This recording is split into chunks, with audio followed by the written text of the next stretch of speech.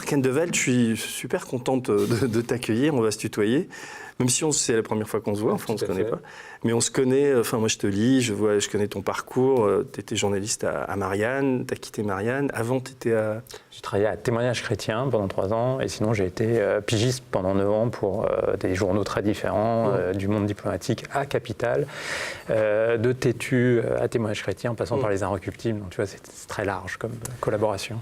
Et là tu donc sors cette semaine le Grand Manipulateur, donc c'est une somme, quoi. C'est un livre important sur Emmanuel Macron. Tu t'es fait une spécialité, ça vient après l'ambigu, Monsieur Macron. Oui, c'est la deuxième livre, ouais. Deuxième enquête, effectivement. Non, si c'est un livre impressionnant parce que au début j'étais un peu, comment dire, j'ai eu un peu de mal parce qu'il y a tellement de noms, tellement de liens, tellement de... Alors en plus j'avais lu l'ambigu Monsieur Macron, donc j'avais des clés, puis il y a des tas de gens que je connais, quoi. Et puis petit à petit on s'installe dans quelque chose, comment dire, d'effrayant. C'est-à-dire, on se dit, enfin, moi je me suis fait plusieurs réflexions. Je me dis que j'aimerais vraiment pas être cet homme-là, parce qu'il y a quelque chose de déshumanisé chez lui. Il y a comme une mécanique en permanence qui réfléchit, un immense manipulateur et stratège. Et puis il y a par moments où je me dis, mais finalement, tous les hommes politiques doivent être pareils, quoi. Et est-ce que ce n'est pas que de l'habileté, une grande habileté politique? Et en fait, c'est la question que je te pose. Sur le premier livre, L'Ambigu, ça m'avait valu d'ailleurs des critiques à l'époque. Donc le premier livre, je raconte en fait le parcours d'Emmanuel Macron de sa petite enfance jusqu'à Bercy. J'explique même qu'à l'époque, j'expliquais même qu'il allait sûrement se présenter pour l'élection présidentielle de 2017. Et à l'époque, les gens du milieu politique, les responsables politiques, leurs soutiens, leurs collaborateurs, riaient sous cap parce qu'ils avaient l'habitude de disqualifier Emmanuel Macron dans l'espace politique. Emmanuel Macron n'avait pas d'expérience politique, pas de carrière politique, il n'avait jamais été élu. Donc pour l'ensemble des responsables politiques, de gauche comme de droite, ceux qui finalement ont été battus en 2017, ce n'était pas possible qu'une telle folie puisse advenir, c'est-à-dire qu'un si jeune technocrate puisse devenir président de la République comme ça à moins de 40 ans. Et dans le premier livre, c'est vrai que je racontais déjà énormément de passages dans les différents lieux de pouvoir d'Emmanuel Macron, la banque Rothschild, la commission Attali, mais j'expliquais qu'il avait quand même une capacité politique et une habileté politique. Là, la deuxième enquête, le deuxième livre, je me suis posé surtout la question de comment a-t-il pu quand même gagner cette présidentielle sans expérience politique, sans parti politique constitué derrière lui, et par ailleurs, comment il a pu prendre le contrôle de l'État. Parce que l'État, c'est de multiples réseaux, notamment dans le secteur de la sécurité, de la défense. Oui, je parle dans le livre de Place Beauvau. C'est une sédimentation de connivence, d'amitié, de clans politiques. Et finalement, Macron, il n'avait pas ces réseaux-là. Et l'enquête, c'est notamment la manière dont Macron a utilisé tous les réseaux, de droite comme de gauche, et notamment la droite, et notamment des réseaux sarkozystes contre François Hollande, entre autres. On parle des deux livres d'ailleurs, mais en fait, sur celui-là, tu laisses au lecteur le soin de se faire sa religion, j'allais dire. Et le lecteur que j'ai été encore cette nuit, puisque je viens de terminer ton livre, il en sort, il le pose, il y a un effroi, quoi. C'est vraiment le premier sentiment qui vient. On se demande ce que tu penses, d'ailleurs, parce qu'à aucun moment, ça n'intervient. Donc moi, je te pose cette question-là, parce qu'en te lisant, sur le premier livre, tu présentes un personnage finalement assez trouble, qui est ambigu, donc il n'y a pas... Et là, sur celui-là, donc tu lèves les ambiguïtés. Tu dis en gros, je ne sais même pas comment le définir, quoi, parce qu'on se dit, mais comment peut-on être Emmanuel Macron, quoi? C'est quel cerveau, quoi? Et il y a ce sentiment permanent à mes yeux, mais qui est complètement irréel, c'est que cet homme est sans affect, qu'il est capable de toutes les traîtrises, de toutes les manipulations. Et ce couple avec Brigitte Macron est encore plus effrayant que l'individu qu'il est, quoi. Alors, effectivement, par rapport au premier livre, j'apporte d'une certaine manière une réponse plus définitive, ce qui est normal. J'ai enquêté encore plus. Dans le premier livre, il y avait des éléments qui m'inquiétaient, parce que par exemple, quand on me posait la question de son ambiguïté, oui, mais pourquoi il est ambigu? Je disais et je répondais notamment, j'avais pointé une ambiguïté dans son rapport à l'État et à la démocratie. Et ça, je le disais avant la présidentielle, en fait, quand on m'interrogeait. Et donc, j'avais bien perçu déjà son côté extrêmement martial, très peu démocrate, c'est-à-dire le technocrate qui sait au-dessus de tous les autres et qui décide et qui n'a pas peur de décider. C'est ce que je disais, moi, quand on me posait des questions.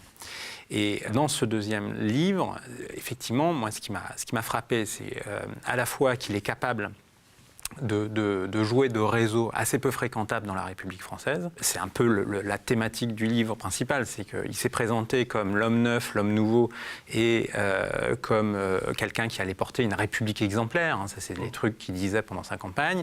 Et en fait, très vite, dans les premiers mois de son quinquennat, je me suis aperçu à la fois qu'il nommait des gens d'un certain âge, d'une certaine génération, mais au-delà de la question de l'âge, qui parfois avaient des cursus et des profils très particuliers. La manière dont il lâche les gens qui l'aident, enfin, je sais qu'ils le font tous, effectivement, mais ça prend une proportion abyssale. Si on reste sur l'homme Macron, la phrase qui est revenue le plus dans mes interlocuteurs, et c'est assez frappant, y compris par rapport, si on fait un parallèle vis-à-vis des Français, c'est il séduit, il utilise, il jette. Ce que je veux dire par là, c'est que le mépris que les Français, les gilets jaunes, les gens mécontents, à juste titre, ont pu ressentir, le mépris qu'ils ont pu ressentir du président de la République, en fait, ce mépris et ce fonctionnement sans affect, il l'a eu dans les couloirs du pouvoir.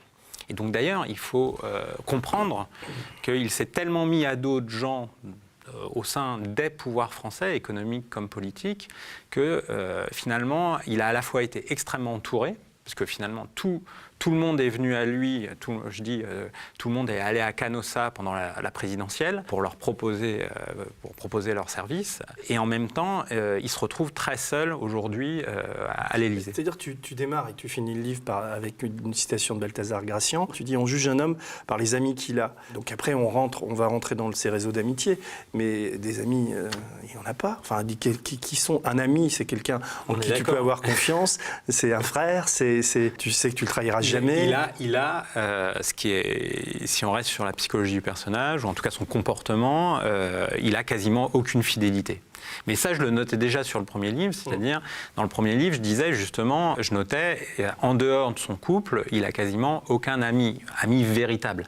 Là, je parle d'amitié particulière, c'est-à-dire justement où on se rend service, on peut se rendre renvoi d'ascenseur, comme on dit, et surtout, c'est tous les gens qu'il a pu utiliser pour conquérir le pouvoir, et notamment en 2017, quand il est apparu au sein des élites, de droite comme de gauche, comme l'homme qu'il fallait soutenir. Parce qu'il faut se replacer dans l'élection particulière de 2017, où finalement Fillon, avec ses ennuis judiciaires, et Marine Le Pen, eh bien, pour les élites politiques et économiques, Macron apparaissait comme le sauveur, le seul choix possible, la seule alternative. Et donc notamment face à Jean-Luc Mélenchon, qui justement a une faiblesse, à mon avis, par rapport à tout le système que je décris, c'est qu'il n'a pas suffisamment de relais au sein même de l'État. Et ça pose une question. Il n'est pas assez gentil, Mélenchon. Peut-être, mais en tout cas, ça pose une question dans comment une autre politique va être possible dans les prochaines années s'il n'y a aucun clan politique qui a accès vraiment à l'État. J'ai vu cette semaine dans la presse, on a vu une image au match de la finale de la Coupe de France, Emmanuel Macron avec son frère, quoi, en complicité, etc. Moi, j'ai découvert qu'il avait un frère. Comment tout est de la com chez lui, je me suis même demandé, parce qu'on a l'impression que là, on fait de la psychologie de bazar en parlant de ses amis, etc. Mais ce qu'il faut dire, c'est que quand on sent tout ça, il n'y a pas, dans ton livre, il n'y a pas d'affect. Enfin, je veux dire, c'est un livre net, sans bavure, avec que des liens, que des histoires. Enfin, c'est ce qui est très impressionnant. Et donc, le propos que je tiens là, c'est pas, je le tiens après avoir lu le livre, quoi. Enfin, c'est... Et donc, quand je dis qu'on ne lui voit pas d'amis, et tous les amis qu'il a pu avoir ou les gens qui l'ont aidé, mais il les lâche dans des... Par exemple, on y viendra, mais je voudrais que tu racontes Jean-Pierre Jouyet. Parce que lui, il trahit Hollande pour aller chez Sarko, il trahit Sarko pour revenir chez Hollande. Et là, il trahit Hollande pour aller chez Macron. Mais Macron et voilà, enfin. Alors, Jean-Pierre Jouyet, c'est un personnage extrêmement important dans la carrière technocratique et de pouvoir d'Emmanuel Macron, parce que donc il a été secrétaire général de François Hollande dans le précédent quinquennat. C'est un très haut fonctionnaire. On dit que c'est lui qui, pendant des années, a dirigé un très haut corps de grands fonctionnaires de Bercy qui s'appelle l'Inspection générale des finances. C'est les premiers à arriver à la fin de l'ENA qui accèdent à ce grand corps d'État, qui normalement est chargé de contrôler les politiques économiques et financières de l'État, mais le plus souvent, ce corps d'inspecteurs des finances permet d'abreuver les plus grandes entreprises du pays, donc c'est ce qu'on appelle le pantouflage, le flou entre privé et public. Et Jouyet, effectivement, est dans cette catégorie de hauts fonctionnaires où droite et gauche aujourd'hui, vu que tout le monde partage dans ce secteur-là le néolibéralisme, tout le monde est d'accord finalement avec la politique économique, il est effectivement devenu secrétaire d'État aux affaires européennes sous Nicolas Sarkozy.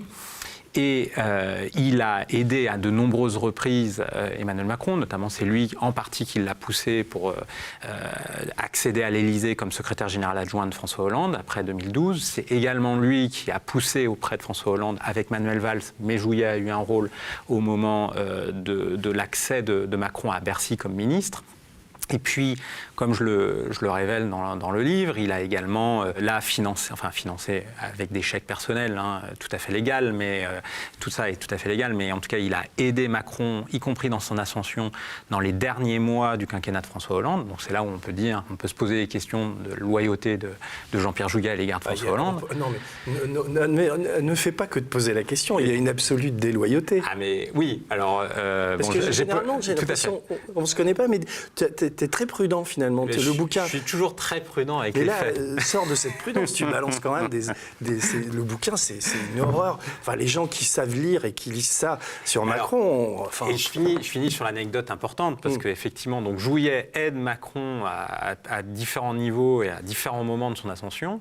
Et ce que je raconte dans le livre, c'est que quand Macron accède à l'Élysée, et depuis le début 2017, on aurait pu penser qu'il serait resté en contact constant, alors que Jean-Pierre Jouyet est devenu quand même ambassadeur de France à Londres, donc c'est quand même un haut poste et un poste très important. Et en fait, depuis sa victoire de 2017, comme Jouyet, pour le coup, est resté en contact avec François Hollande, Macron a coupé totalement les ponts. C'est-à-dire que le pauvre Jouyet lui envoie des SMS, lui laisse des messages. Je raconte tout un épisode où effectivement le pauvre Jouyet envoie des SMS personnels. Bien évidemment, il y a toujours des contacts entre un ambassadeur à Londres et les services de l'État, voire l'Élysée. Il n'y a pas de débat, il y a bien sûr des contacts, mais tous les SMS personnels que Jouyet a pu envoyer au président de la République, comme y compris au secrétaire général, Alexis Kohler, finalement, Macron, ce que je raconte, c'est qu'il n'a pas du tout répondu. Et Jouyet, dans la compréhension, je raconte une réunion qu'il y a eu à l'Élysée, en présence du président de la République, et lui demande, mais alors ça c'est une scène qu'on m'a rapportée, je tairai ma source, mais il demande à ce moment-là à Macron, mais as-tu reçu mes SMS ? Et Macron... c'est tout le personnage qu'on a décrit. Macron, en fait, on pourrait dire, si je parlais vulgairement, se fout de sa gueule. C'est-à-dire, il dit non, Jean-Pierre, comment ça se fait ? On va regarder, j'ai pas reçu. Et voilà, donc ça, c'est une scène qu'on m'a rapportée de quelqu'un de très intégré dans la Macronie et très proche du couple Jouyet. Et ce qui est aussi intéressant, c'est que Brigitte Macron continue de garder le contact avec la femme de Jean-Pierre Jouyet, Brigitte Tettinger-Jouyet, qui est une très grande héritière. C'est la famille Tettinger, une très grande famille du capitalisme français. Je suis tombé sur elle dans mon enquête sur les prédateurs. Et voilà. Et donc Jouyet, c'est une puissance en soi qui est entre les réseaux politiques et économiques de l'État français. Et Macron n'a pas hésité donc, à l'utiliser totalement. Et finalement, depuis son élection, comme il est dans une perspective « je me suis fait tout seul », il n'a pas arrêté de dire ça, « je me suis fait tout seul, je ne dois rien à personne », et il le disait notamment vis-à-vis de François Hollande, qui était aussi une très grande trahison politique, d'une certaine manière, mais également personnelle. Ça, on comprend mieux d'ailleurs en te lisant la relation avec Hollande, tout à fait. Comment Hollande s'est fait enfler, mais dans les grandes largeurs. Oui, il s'est fait enfler, les deux s'instrumentalisaient en fait, mais là on est vraiment dans des jeux de pouvoir. Ouais, non, mais il y en a un qui qui passe pour le petit garçon, mais qui a 20 longueurs d'avance sur l'autre. Bien évidemment. Et Jouillet, on vient à lui parce qu'on se dit, Jouillet qui est quand même un long passage dans les hautes sphères de l'État, qui a quand même fait un certain nombre de trahisons. Là, avec Emmanuel Macron, on a l'impression, c'est pas uniquement ton livre, mais ce que je sais de lui, c'est qu'il avait un rapport assez paternaliste. Il avait de l'affection pour cet homme. À la fin de sa carrière, je sais pas quel âge a Jouillet, il a 70 ans, dans ces eaux-là. Il se dit, j'ai peut-être enfin trouvé... quand on connaît l'histoire de Jouillet, on sait que c'est une histoire douloureuse aussi, mais il a trouvé un rapport de père à fils avec l'autre, et l'autre, le lendemain, c'est affreux, quoi.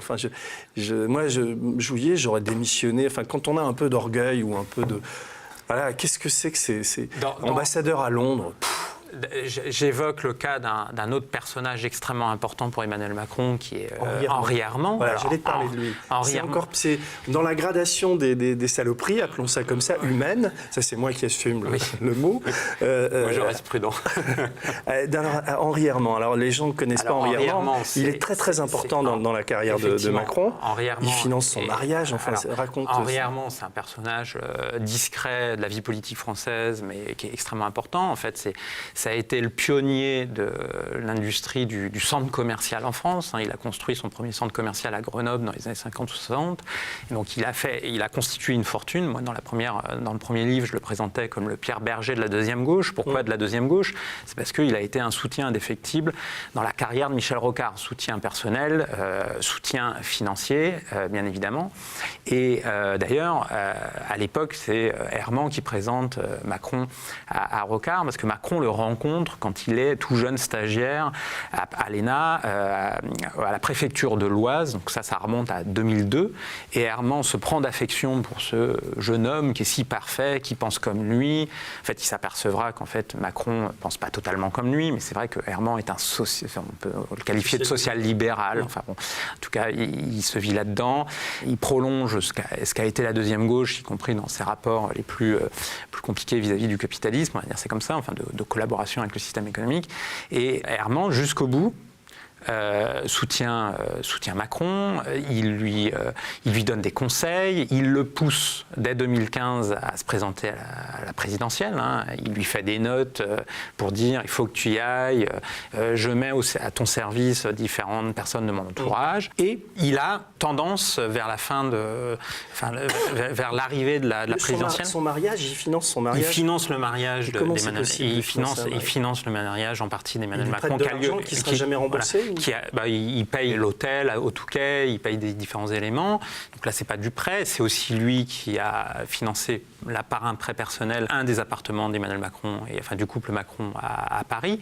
Donc Herman, effectivement, a été très important dans l'ascension de Macron, y compris dans l'ascension personnelle de carrière d'Emmanuel Macron. Macron, publiquement, d'ailleurs, dit que c'est son seul ami. Il a une phrase, c'est quoi son seul ami, son meilleur ami, tout à fait, c'est ça. Par ailleurs, on a envie de le croire.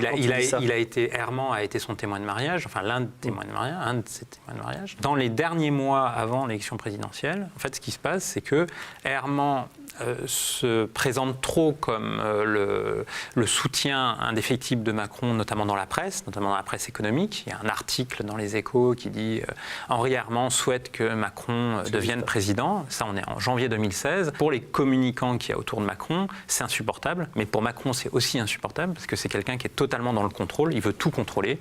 Il fait confiance à personne. Et donc, le fait que Herman montre qu'il est derrière et surtout qu'il le soutient et qu'il va à l'encontre du timing de communication décidé par les communicants de Macron comme Macron. Et puis en plus, ça va totalement à l'encontre du storytelling sur l'homme neuf, l'homme qui s'est fait tout seul. Donc tout le monde est furieux du côté de l'équipe Macron. Et Macron prend ses distances alors que le vieil homme qu'Herman est, en fait, dans les derniers mois de sa vie, il est très malade. Et Macron ne le verra que 3 jours, ou en tout cas quelques jours avant sa mort, sur son lit d'hôpital. Et pendant plusieurs mois, on va dire, il est éconduit. Il est éconduit de la Macronie et de... D'ailleurs, Herman, on nourrit de l'amertume. Enfin, il se livre là-dessus à des proches. Il ne comprend pas ce qui arrive. Et ne comprend pas ce qui arrive. Herman donne une interview assez acerbe dans le Figaro en septembre 2016 où il explique que Macron n'aurait pas dû rencontrer Philippe de Villiers parce que voilà, c'est un social-libéral. Donc donc il est dans le néolibéralisme, il ne faut quand même pas franchir la frontière, on va dire, de la réaction. Et on voit déjà la stratégie politique de Macron très tôt, en même temps, mais surtout d'avoir une stratégie politique vers la droite, voire la droite dure, pour récupérer des voix de ce côté-là, pour taper sur Fillon d'une certaine manière, pour récupérer ça. Et effectivement, sur toute cette période assez compliquée, Herman se lie aussi à une partie de la Macronie, mais pas les communicants de Macron, plutôt ceux qui deviendront certains jeunes députés, très jeunes députés, c'est-à-dire il va se rapprocher des jeunes avec Macron, qui était le premier mouvement dit de jeunesse et dit spontané. Je dis dit spontané parce qu'en fait, ce mouvement de jeunesse qui a été créé en juin 2015, en partie a été drivé par l'ancien conseiller politique, jeune conseiller politique, Stéphane Séjourné d'Emmanuel Macron à Bercy. Donc, en fait, il y avait des liens. Mais c'est vrai que c'était le premier mouvement de soutien à Emmanuel Macron. Alors, dans ton livre, on passe d'un chapitre à l'autre, on va dire d'un réseau à l'autre. J'en ai noté, il y a tellement de choses que on n'aura même pas le temps de tout aborder, mais je voudrais que tu sois peut-être un peu plus rapide, mais que tu dises un peu les révélations qu'il y a dans le livre. Est-ce que tu as découvert? Alors, Djouri, Benalla, les milliardaires algériens, c'est un de tes premiers chapitres. Est-ce que tu peux expliquer comment et pourquoi, enfin d'abord dire qui est Alexandre Djouri, qu'on retrouve, c'est une sorte de fantôme qu'on retrouve en permanence partout, et en quoi il compte pour Macron Alors, ce qui m'a donné l'idée du livre, véritablement, c'est une rencontre qui apparaît comme fortuite à l'ambassade de France à Alger en décembre 2017, donc ça fait plus de 6 mois qu'Emmanuel Macron est président de la République. Il fait son premier voyage officiel, son seul à l'heure actuelle, en Algérie. Et lors de cette soirée à l'ambassade de France, il y a d'invités, il y a la présence d'Alexandre Djouri. Alors Alexandre Djouri, c'est qui? C'est en fait un homme de l'ombre de la République française qui a été intermédiaire sur des grands contrats d'armement internationaux, dans le Golfe, en Arabie Saoudite, mais également surtout en Afrique aussi, et qui en partie vient des réseaux Delf et des réseaux Pasqua, de la vieille droite. Et puis c'est un chef de bande, et c'est par ailleurs impliqué dans des affaires. Tout à fait. Dans sa jeunesse. Dans sa jeunesse, il avait croisé certaines figures du milieu du sentier à Paris, et c'est vrai que c'est quelqu'un qui s'est rapproché de différents responsables politiques, notamment de la droite française. On pense notamment à Dominique de Villepin.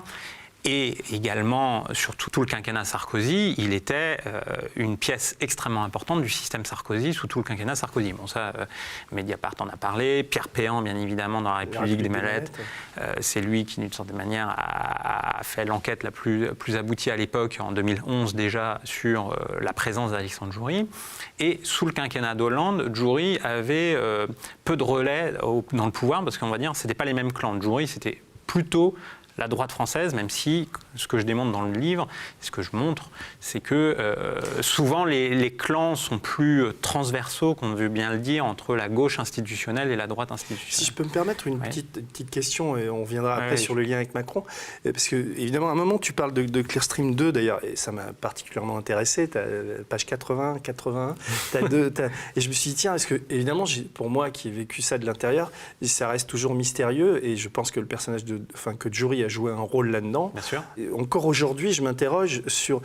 je sais qu'il est très proche de Dominique de Villepin, mais qu'en même temps, il est proche de Sarkozy aussi. Tout à fait. Et donc, tout le monde joue des doubles ou des triples jeux, est-ce que toi, tu as une conviction, ou est-ce que tu as pu approcher un peu de la vérité concernant cette manipulation des listings dont tu parles?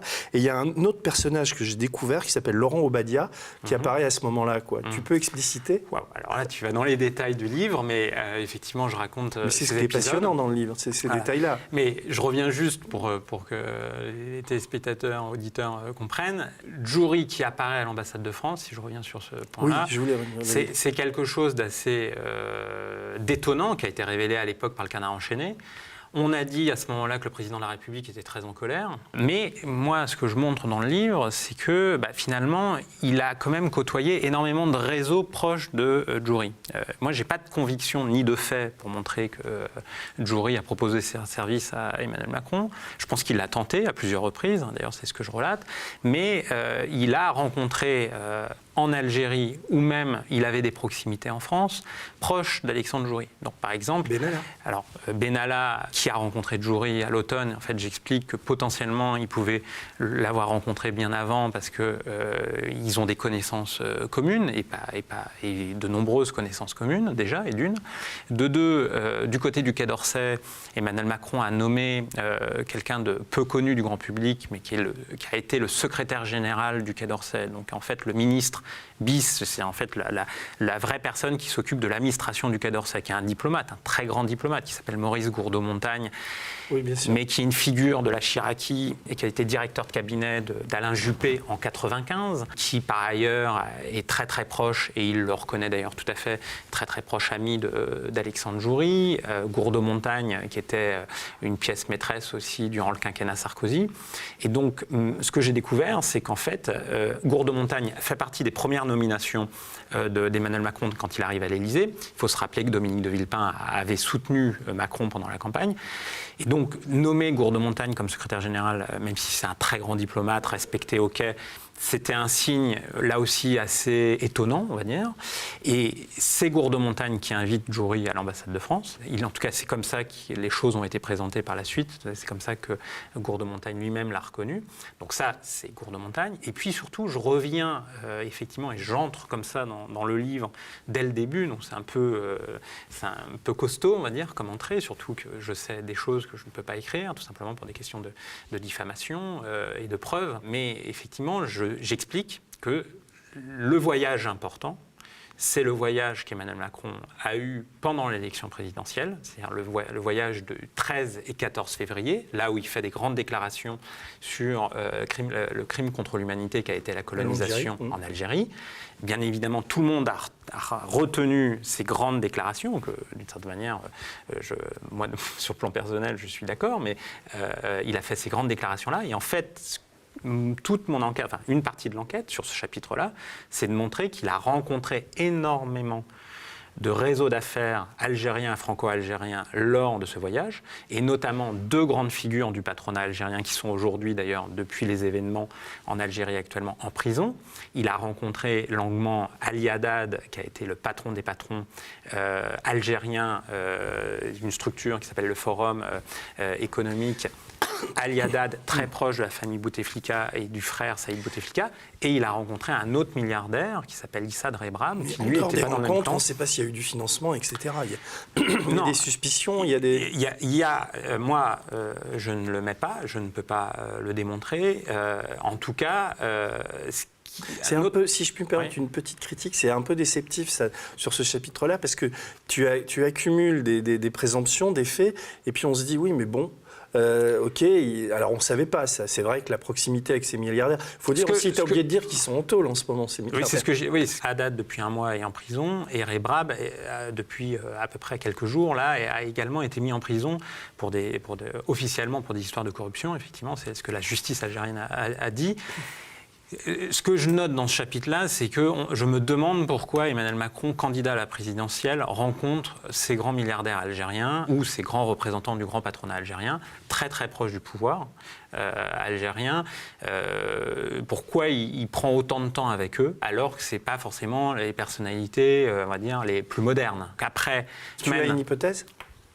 Alors, l'hypothèse, c'est qu'il y a eu, ça je le sais, il y a eu des dons légaux qui ont été faits dans le milieu franco-algérien, parce qu'il y a eu une soirée lors de ce voyage-là, comme dans ses déplacements à Londres, ou au Liban, ou à New York, c'est-à-dire d'une manière indifférenciée, il a fait sa campagne à ce moment-là auprès des expatriés ou des franco-algériens ou même des Algériens, et qu'on était dans une période, ça c'est un autre épisode du livre que je raconte avec détail, c'est qu'on était à une période de la campagne où en réalité, contrairement à l'image d'Épinal qu'on pouvait avoir, en fait Emmanuel Macron a eu des difficultés financières pendant sa campagne, c'est-à-dire que les collectes de fonds qui ont été médiatisées en 2016, fin 2016, il n'avait récupéré que 5 millions d'euros. Et pour une grande campagne électorale, notamment du niveau de celle d'Emmanuel Macron, 5 millions d'euros, ce n'est pas suffisant. Et l'autre chose que je démontre dans le livre, et là pour le coup je me suis basé notamment sur les Macron Leaks, les révélations de Wikileaks, en détail. J'avais des sources par ailleurs qui me disaient c'est ça qui est problématique, c'est que dès janvier 2017, en fait, ils ont des gros problèmes de trésorerie sur la campagne et qu'ils essayent par tous les moyens de récupérer de l'argent. Donc ça, c'est aussi une autre révélation du livre, c'est que ce que j'appelle les financiers, en tout cas les gens qui ont travaillé sur le financement de la campagne de François Hollande, comme par exemple Jean-Jacques Augier, un homme d'affaires, vient à la rescousse pour essayer d'aider Macron. Mais ce que j'ai découvert et ce que j'essaie de raconter, c'est que là, pour le coup, tous les réseaux de la République se sont mis au service de Macron. Je voudrais qu'on n'oublie pas de parler d'Obadia et tout ça, mais l'image que j'avais, surtout après avoir lu différents livres, dont Le Crépuscule, c'était que je pensais un peu naïvement qu'avec des amitiés aussi fortes, d'ailleurs tu en parles dans le livre que celle de Bernard Arnault, on y reviendra, ou surtout Xavier Niel, ces milliardaires, il n'avait aucun problème de financement. Ces gens-là, plus les réseaux Rothschild, à coût de 7 500 €, ils pouvaient facilement trouver les ronds. C'est tout le paradoxe de ce qui s'est passé pendant la campagne. C'est-à-dire que je ne mets pas de côté non plus les liens ou soutiens qu'il a pu avoir dans le grand patronat français de la part de très grands patrons. Et effectivement... Je peux faire une remarque parce que c'est complètement lié à ça. Je me suis demandé... Ce type étant tellement machiavélique et stratège, etc., qu'y compris, il pouvait simuler des difficultés de financement en sachant très bien qu'il allait trouver le blé à la fin. Enfin, tu vois, j'ai tellement une défiance à son égard et je suis tellement conscient de sa force de communication et de manipulation qu'on peut même croire ça. Alors, déjà, ce n'est pas du tout ce qu'ils ont raconté en termes de communication, même s'ils ont truqué, l'équipe de communication a truqué les chiffres pendant la campagne, parce qu'ils ont dit, par exemple, qu'ils avaient moins de fric que prévu, mais là, on était sur des plafonds plus élevés, enfin des niveaux plus élevés, quand ils ont communiqué à partir du mois de mars. Et après, l'autre élément, c'est que là, j'arrive quand même dans la boîte noire de la campagne, et en fait, il a eu le soutien de puissance financière quand même pendant la campagne pour le déblocage de ces prêts bancaires. Parce qu'en fait, ce qui s'est passé, pourquoi ils ont eu un problème de trésorerie, et notamment des sociétés de courtage d'assurance très peu connues du grand public, qui lui a permis de garantir sur le plan personnel des prêts auprès de 2 banques, la Banque Populaire Caisse d'Épargne, BPCE, qui était contrôlée à l'époque par François Peyrolle, ancien secrétaire général de Sarkozy, et également le Crédit Mutuel, qui est un client de la Banque Rothschild et l'un des grands banquiers soutiens de Macron chez la Banque Rothschild, qui est le banquier François Henrot. Mais donc il a réellement eu des difficultés ? Il a réellement eu des difficultés sur 4 mois, entre janvier et avril, parce qu'en fait les prêts bancaires qu'il a eus, parce qu'il n'avait pas de parti politique, parce qu'il n'avait pas de fonds dans ce parti politique, comme les autres partis politiques. Parce que ce qu'il faut savoir, c'est que tous les partis politiques, même les plus installés, ont des problèmes de négociation de prêts avec leur banque habituelle. Et bien évidemment, c'est plus facile, et ça a été plus facile pour le Parti socialiste, de négocier un prêt. Mais pour quelqu'un qui n'avait pas de parti politique et qui ne disposait pas de fonds suffisamment importants, il y a eu un problème pendant la campagne, c'est qu'ils avaient voulu utiliser plus vite et plus rapidement l'argent des prêts bancaires, et en fait les prêts bancaires ont été accordés sur la fin, c'est-à-dire à peine une vingtaine de jours avant le premier tour. Et sur cette période-là, très sensible et très tendue, c'est ce qui explique pourquoi d'autres journalistes ont découvert, à juste titre, que les prestations de certains prestataires durant la campagne, les loueurs de salles, les prestataires techniques. Moi, j'explique par exemple que l'imprimeur d'En Marche pendant la campagne a été en fait l'imprimeur historique du Parti socialiste. Et tous ces prestataires-là ont accordé des ristournes ou des avances réduites à 0. Alors même que d'habitude, par exemple, dans le cas de l'imprimeur du Parti socialiste qui a même travaillé pour Benoît Hamon pendant la campagne, habituellement, sur les précédentes campagnes, je pense notamment à François Hollande, ça s'est marqué noir sur blanc sur des mails, eh bien, il avait négocié 1 million d'euros d'avance. Et bien là, dans le cas de l'équipe Macron, il a accepté 0 avance jusqu'à la possibilité de se faire payer à la fin de la campagne. Donc là, moi, j'apporte les pièces que je peux prouver. Je dis que oui, il y a eu des difficultés financières. Et pourquoi par rapport au grand patronat et à ces grands patrons comme Bernard Arnault ou Xavier Niel, c'est que ces grands patrons, ils n'ont pu, dans le cadre de la loi française, financer Macron que d'une manière légale, totalement. Et donc, ils n'ont pu que donner selon le plafond, des dons privés de 4 600 € aux candidats et de 7 500 € aux partis politiques. Et ça pose la question du financement de la vie politique française, parce que, en réalité, les propositions, par exemple, de François Bayrou de créer une banque de la démocratie qui n'a pas du tout été reprise par Emmanuel Macron, c'est une idée qui devrait se poser parce que pour que les partis politiques aient plus facilement des prêts et un financement avant la campagne et pas attendre uniquement le remboursement. Et moi, j'ai énormément travaillé sur le dossier Big Malion après 2012 qui concerne Nicolas Sarkozy. Effectivement, il faut se rappeler aussi que Nicolas Sarkozy, avant même la campagne de 2007 avec les soupçons de financement libyen, en 2012, Nicolas Sarkozy a quand même dépassé totalement les plafonds de campagne, de financement de sa campagne, parce qu'en fait, il a fait une campagne qui lui a coûté entre 50 millions et 60 millions d'euros, oui, alors que c'est énorme, alors que les plafonds sont à 21 millions d'euros sur les 2 tours. Et puis il s'en est encore sorti. Et oui, enfin, la justice continue D'ailleurs, tu son parles cours. De la justice, mais rapidement, parce que j'ai initié l'histoire de Badia et de je reviens. Et derrière ça, il y a la police, Sarkozy, Squarcini. Oui, alors ça, c'est tout un chapitre que je fais sur à la fois le contrôle de l'appareil policier, de Place Beauvau, de la DGSI, des services de renseignement en général, qui historiquement, ces dernières années, ont été contrôlés par la droite française et notamment par Sarkozy.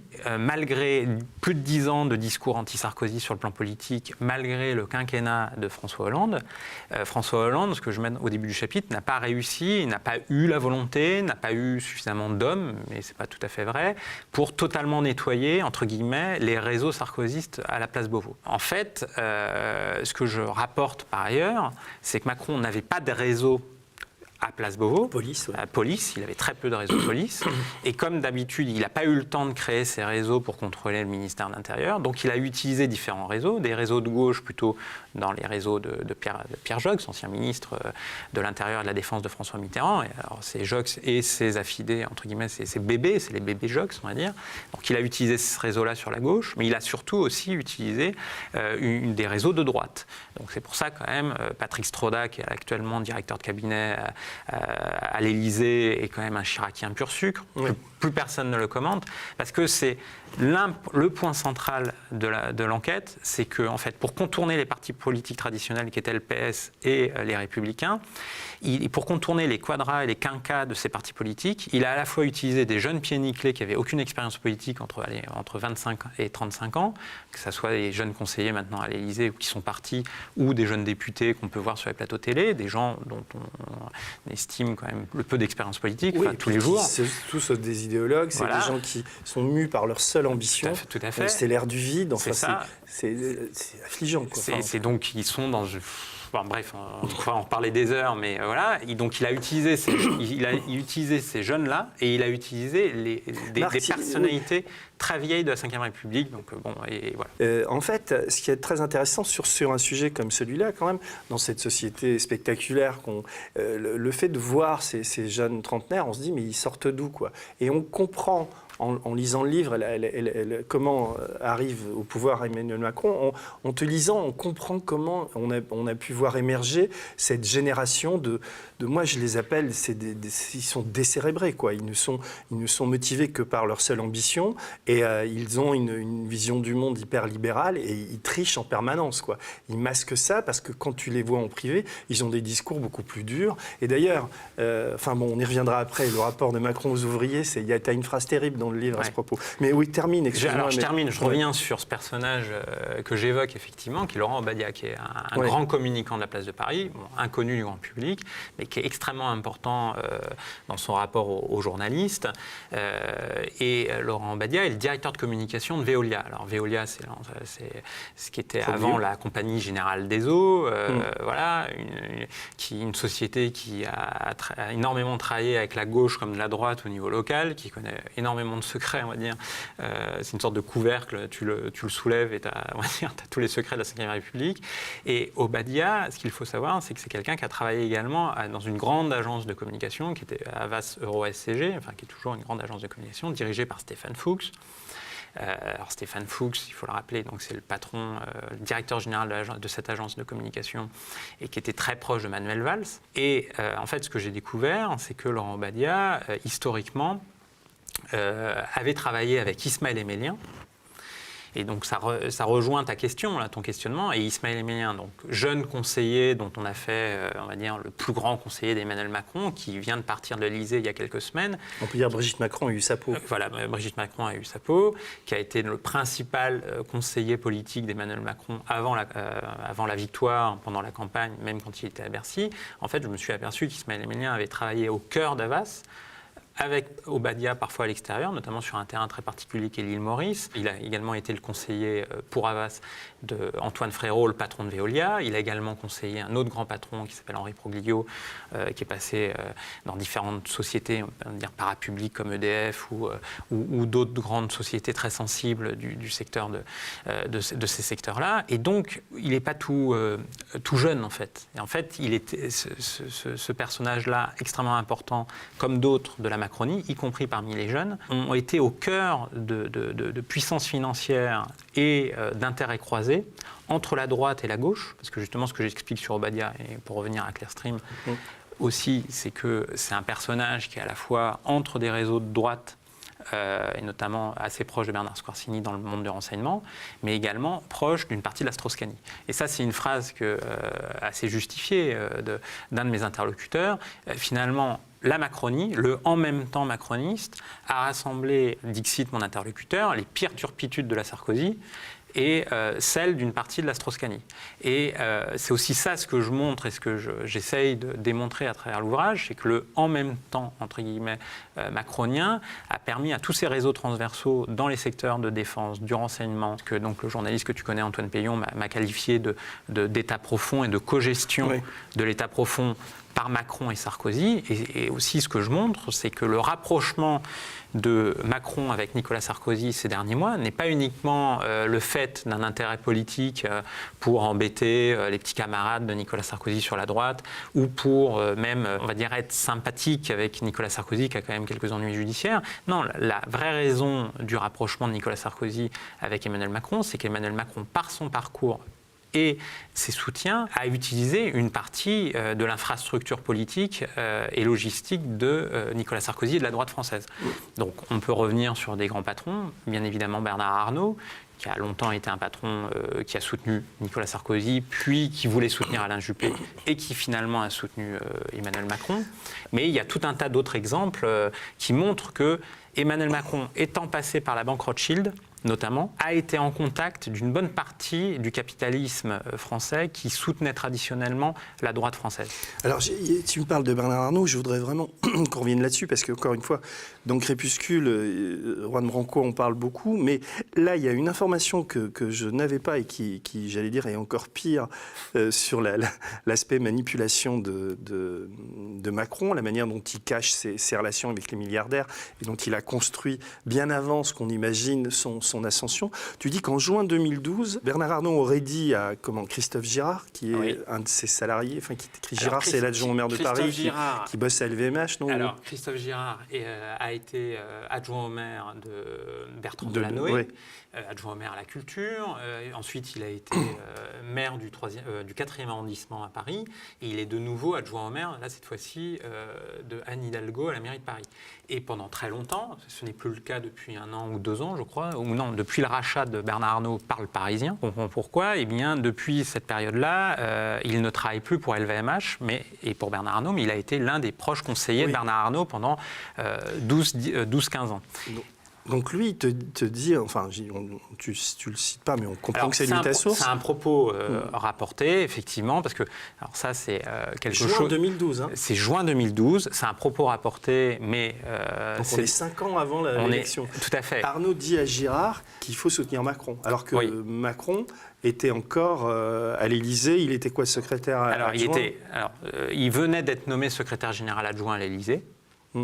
Et en fait, ce qu'il faut comprendre, il faut se replacer dans le contexte. En fait, on est en juin 2012.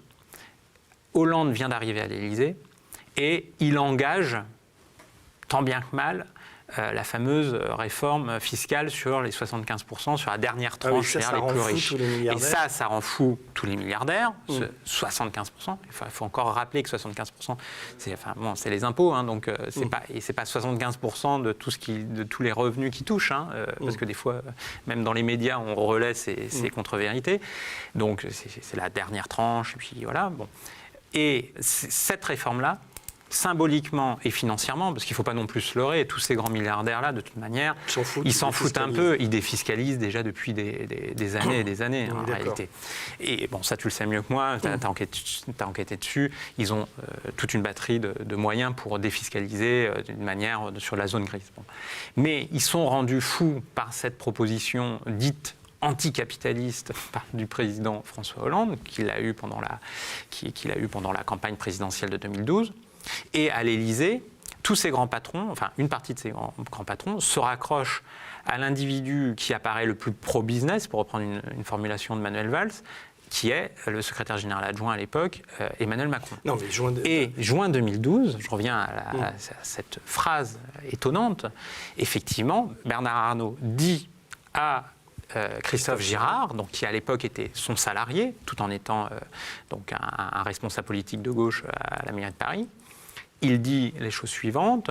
En gros, je le fais de mémoire, mais François Hollande et Jean-Marc Ayrault ne comprennent décidément rien à l'économie, mais je connais un jeune homme très bien à l'Élysée, c'est Emmanuel Macron, il faut l'aider.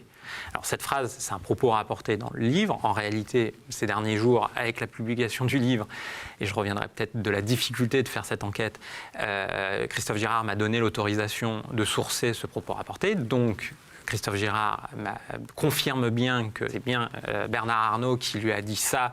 Dans ce que j'ai compris, c'était une discussion au téléphone en juin 2012. Donc Bernard Arnault téléphone à Christophe Girard en juin 2012 et dans une conversation vraisemblablement informelle, dit tout le bien qu'il pense d'Emmanuel Macron, qu'il connaît donc à l'époque. Voilà, j'allais y venir. Voilà, qu'il connaît à l'époque. Ça, c'est une confirmation que j'ai dans l'enquête. Et c'est vrai que moi, tu parlais de mon premier livre.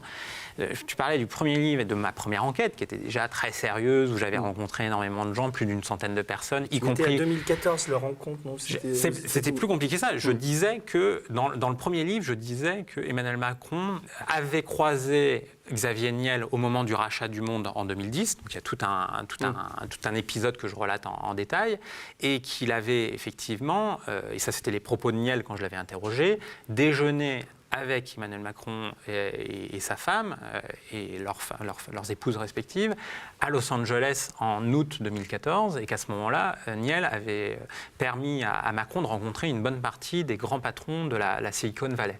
Ça, c'est un moment important. Et alors, il faut rappeler quand même ce détail très important, c'est que l'épouse de Xavier Niel est Delphine Arnault, donc une des filles de Bernard Arnault, enfin de son premier mariage. Et donc, dans cette histoire de famille, on pensait jusqu'à présent que finalement Bernard Arnault avait rencontré Emmanuel Macron après Xavier Niel. Ouais. Voilà. Et en réalité, c'est avant. Et c'est avant, bien avant, avec différents canaux de rencontres. Donc Brigitte Macron était prof. Alors Brigitte Macron a été effectivement prof entre 2007 et juin 2015 dans un établissement scolaire, j'en parle dans le premier ouvrage, qui s'appelle Franklin, qui est un établissement scolaire privé de l'Ouest parisien, dans le 6e arrondissement, extrêmement, entre guillemets, élitiste, enfin, surtout pour le portefeuille. Hein, et Brigitte Macron enseigne là. Et il y a toute une partie de l'establishment économique de droite parfois, et même parfois de gauche, qui mettent leur progéniture à Franklin.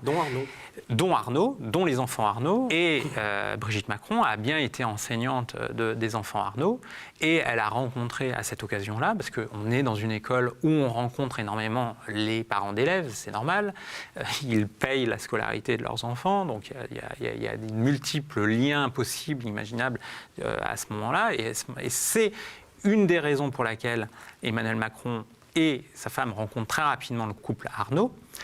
Et par ailleurs, il faut aussi rappeler que quand il était à la même période banquier chez Rothschild, j'en ai eu confirmation de sources de chez Rothschild, de toute manière, dans ce petit monde du capitalisme français, eh bien, David de Rothschild, l'un des héritiers famille Rothschild et qui contrôle la banque Rothschild, est très très proche de Bernard Arnault. Mais je le sais, que le lien qui a permis au couple Macron de rencontrer Bernard Arnault le plus rapidement possible, ça a été Franklin. Ça, c'est vrai, ça m'a été confirmé par différentes personnes. Et ça, c'est très important parce que Bernard Arnault, propriétaire de presse, Bernard Arnault, plus grosse fortune française, plus grosse fortune française, 4e fortune mondiale, c'est quelque chose d'énorme, a été intéressé par le parcours d'Emmanuel Macron.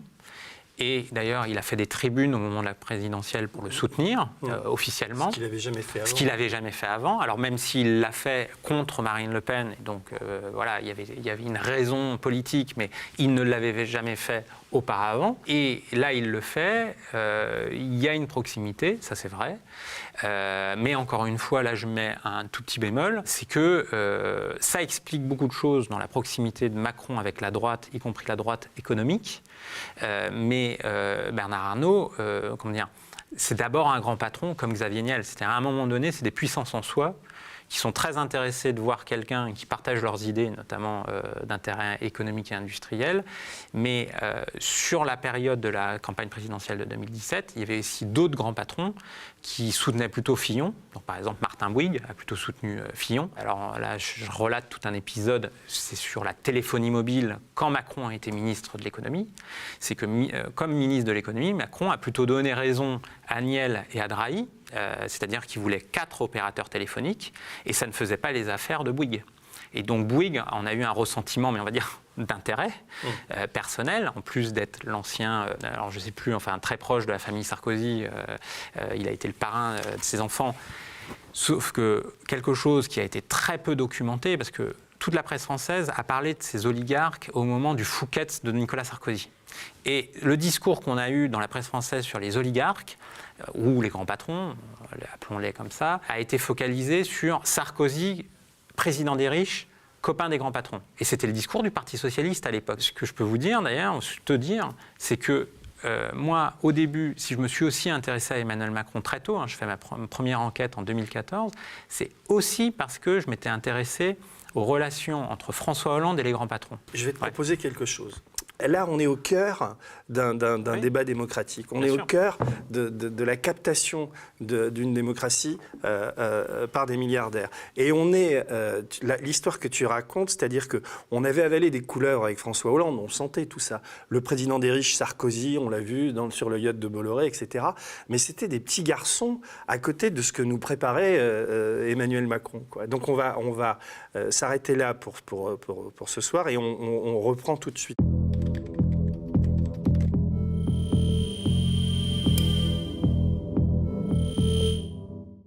Non, c'est absolument passionnant parce que, évidemment, nous qui enquêtons, qui lisons, on est plutôt informés de tout ça.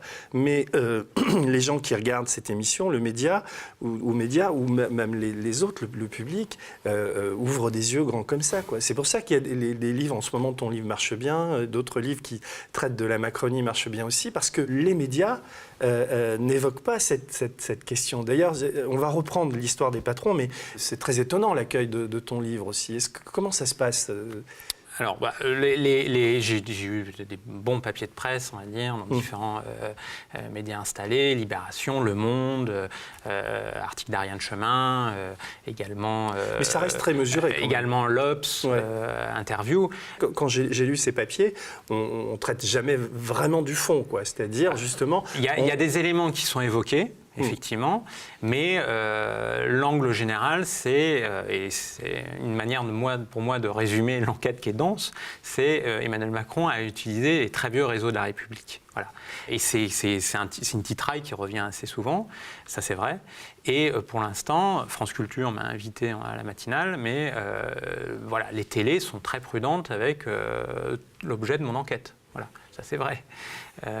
Les radios Les radios, par rapport à la densité de l'enquête, par rapport au fait que j'avais déjà écrit un ouvrage relativement reconnu par la profession, à la fois j'ai d'excellents retours de confrères, mais je n'ai pas une profusion d'invitations. Généralement, les livres fouillés, emmerdants... Voilà, j'ai pas une profusion d'invitations.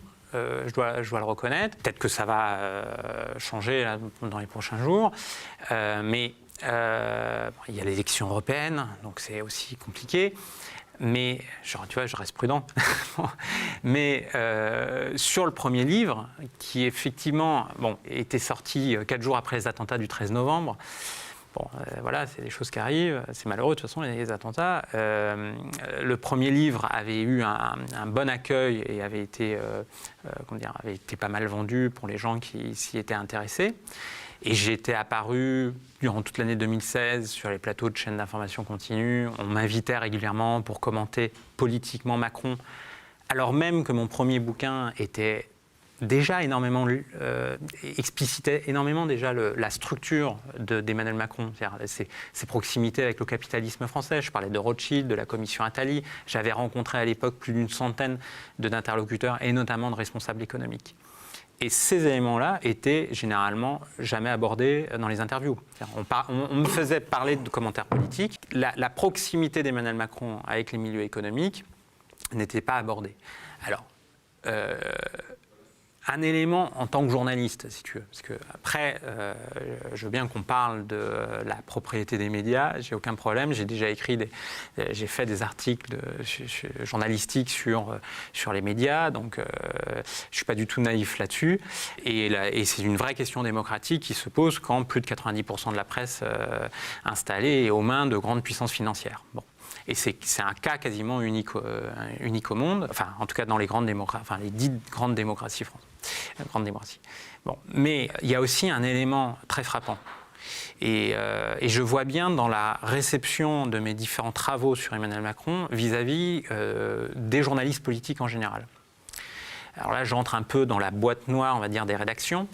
Mais les rédactions, par manque de moyens, même des rédactions installées, ont de moins en moins de services constitués ou de journalistes spécialisés, notamment en économie, font de moins en moins d'enquêtes économiques, c'est vrai, parce que c'est aussi, si on en tire la conclusion, une des raisons pour lesquelles les grandes puissances financières investissent dans la presse, c'est pour neutraliser l'espace de presse, notamment vis-à-vis de leurs intérêts économiques et financiers, ça c'est vrai, et donc ils le font d'une manière très subtile, c'est-à-dire, en fait, ils investissent moins dans les rédactions. Et même quand ils investissent dans les rédactions, eh bien, les pages économiques ne sont pas les plus stratégiques, ou justement, c'est peut-être les plus stratégiques. En tout cas, il n'y a plus d'enquête économique. C'est même pas moi qui le dis, c'est même des communicants de la place de Paris qui ont l'habitude de faire même du storytelling économique auprès de grands patrons, qui déplorent devant moi souvent, régulièrement, parce que je suis en contact avec certains d'entre eux, que finalement, même quand ils veulent porter un dossier compliqué, qui va plutôt dans l'intérêt de leurs clients, mais un dossier compliqué, ils ne trouvent pas d'interlocuteurs aujourd'hui dans les médias pour les traiter. Pas forcément pour relayer leur communication, mais tout simplement pour enquêter. Et vis-à-vis d'Emmanuel Macron... Il y a une pauvreté, un appauvrissement Il y a un appauvrissement des rédactions. Alors donc, bien évidemment, il y a toujours des individus ou des rédactions qui font le taf et qui travaillent. C'est pas, je ne dis pas le contraire. Mediapart fait le travail. Au Monde, qui reste une institution, il y a des gens qui travaillent également. Donc je ne dis pas que personne ne travaille. Je dis que sur l'ensemble du spectre, des médias, il y a très peu d'enquêtes, et notamment d'enquêtes économiques, parce que c'est là où est aujourd'hui le vrai pouvoir. Et par exemple, l'année dernière, quand j'étais encore à Marianne, j'ai fait une très grosse enquête en 2 volets sur Airbus, sur les menaces judiciaires américaines sur Airbus, c'est-à-dire une affaire Alstom bis.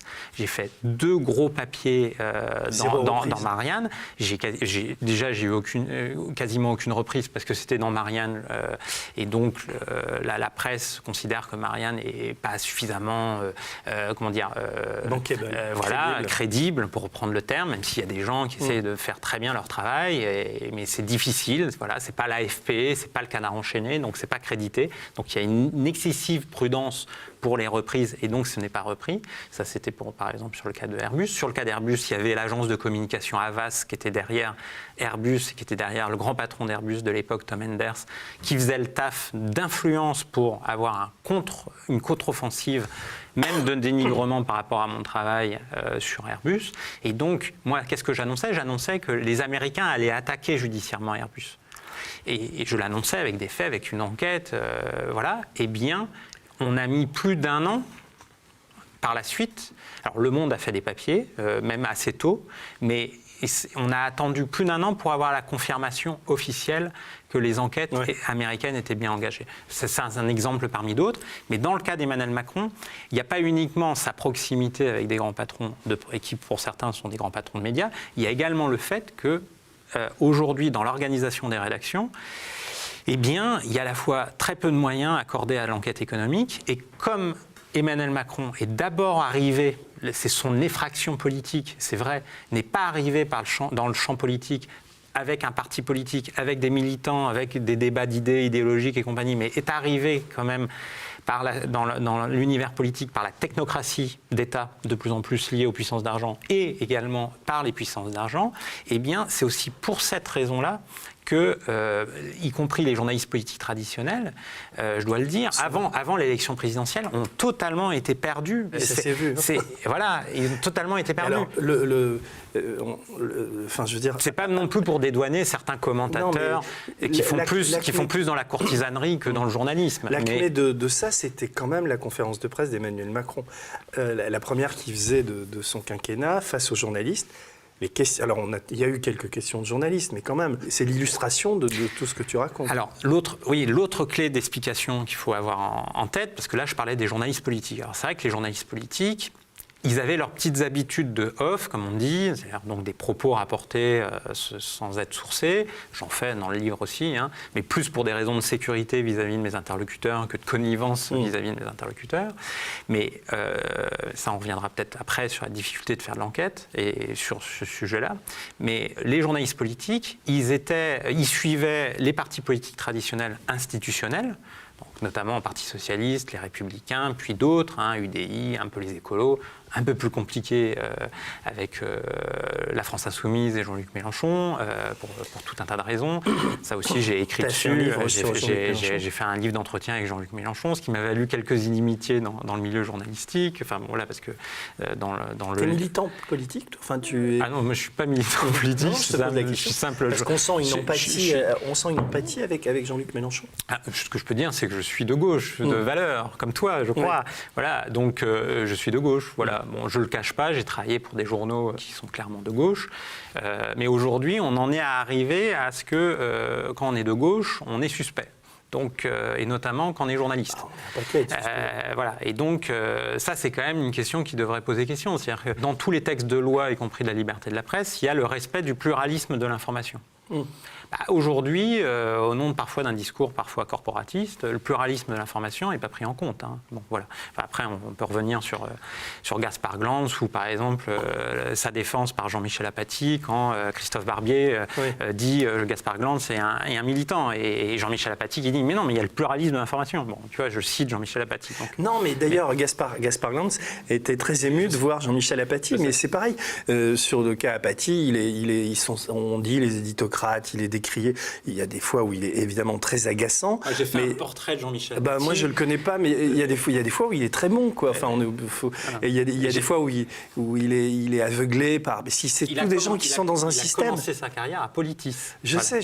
Ouais. Et d'ailleurs, il y a eu des échanges entre Gaspard Glantz et Apathy précédemment sur Twitter, quoi. Et Apathy a été obligé de reconnaître qu'il était quelque part moins journaliste que Gaspard Glantz, parce que ça faisait peut-être 30 ans qu'il n'était plus allé sur le terrain. Alors que Gaspard. Reconnu ça. Ouais, non, mais d'après ce que m'a dit Gaspard Glantz, quoi. Mais on est quand même face à. Enfin, il y a deux mondes là qui s'affrontent. Et tu vois, pour parler de ça, je trouve que, parler comme on le fait ici assez librement d'un livre, je vois bien le vieux monde, c'est-à-dire qui fonctionne toujours sur ces rites, avec cette idée qu'ils ont le label, qu'ils sont capables de trier le bon grain de livret, etc. Et puis il y aurait le monde d'Internet, des fake news, où il y a de l'information, de la désinformation, etc. Et donc ces deux mondes sont devenus des mondes parallèles. L'histoire du livre de Juan Branco, Crépuscule, en est l'ultime illustration. C'est-à-dire, voilà un livre qu'on peut critiquer à tous les niveaux, mais le vieux monde n'en parle pas, et l'autre monde s'en est emparé. Il est à 100 000 exemplaires. Et le vieux monde va faire de la promotion du bouquin d'Emelien sur le progressisme, et c'est mort, quoi. Et alors, ce que je voulais dire, c'est qu'ici, aux médias, là, je fais ma petite pub, si vous voulez envoyer vos dons, allez-y, on essaie de créer un espace de liberté, de joie, où c'est-à-dire des gens comme toi ou d'autres qui n'ont pas... c'est des bouquins qui font peur, quoi. On peut en parler ici, et nous, on essaie de trier, de faire la part des choses entre information et désinformation. C'est un peu mon rôle. Je voudrais réinitier un peu de journalisme et un peu de... Ce que je voulais te dire par rapport au fait qu'il y a très peu, en tout cas, d'enquêtes économiques aujourd'hui dans la presse française, ça aboutit aussi à ce qu'il y a toute une part des relations de pouvoir liées à la politique ou autres, mais qui sont importantes, sur notamment certaines décisions industrielles, qui ne sont pas évoquées aujourd'hui dans l'espace public démocratiquement par la presse. Et donc, je veux bien que les confrères et la corporation, et c'est nécessaire de cette manière, critiquent les fake news, mais il faudrait aussi que la profession reconnaisse qu'il y a tout un tas de sujets qu'elle ne traite plus. Donc, en ne les traitant plus, eh bien, on laisse tous les discours prendre place. Je sais. Alors, je rebondis. La première fake news, quand on lit ton livre, c'est Emmanuel Macron, quand même. L'avènement d'Emmanuel Macron est une immense fake news. C'est-à-dire qu'on a inventé une histoire qui n'est pas la bonne, quoi. Et quand on lit ton livre et quand on rentre dans les coulisses de son ascension, on se rend compte qu'ils se connaissaient dès 2012. On a les premières choses, la rencontre avec Arnaud. Et donc, je voudrais revenir sur les patrons. On a parlé de ça dans la précédente émission. Et donc, tu étais en train de nous expliquer. Alors, il y a des patrons qui le soutiennent et il y en a d'autres qui ne le soutiennent pas. Il a deux soutiens essentiels à mes yeux, qui sont Bernard Arnault et Xavier Niel. Et puis, il a aussi des gens qu'il n'aime pas, comme Pinault.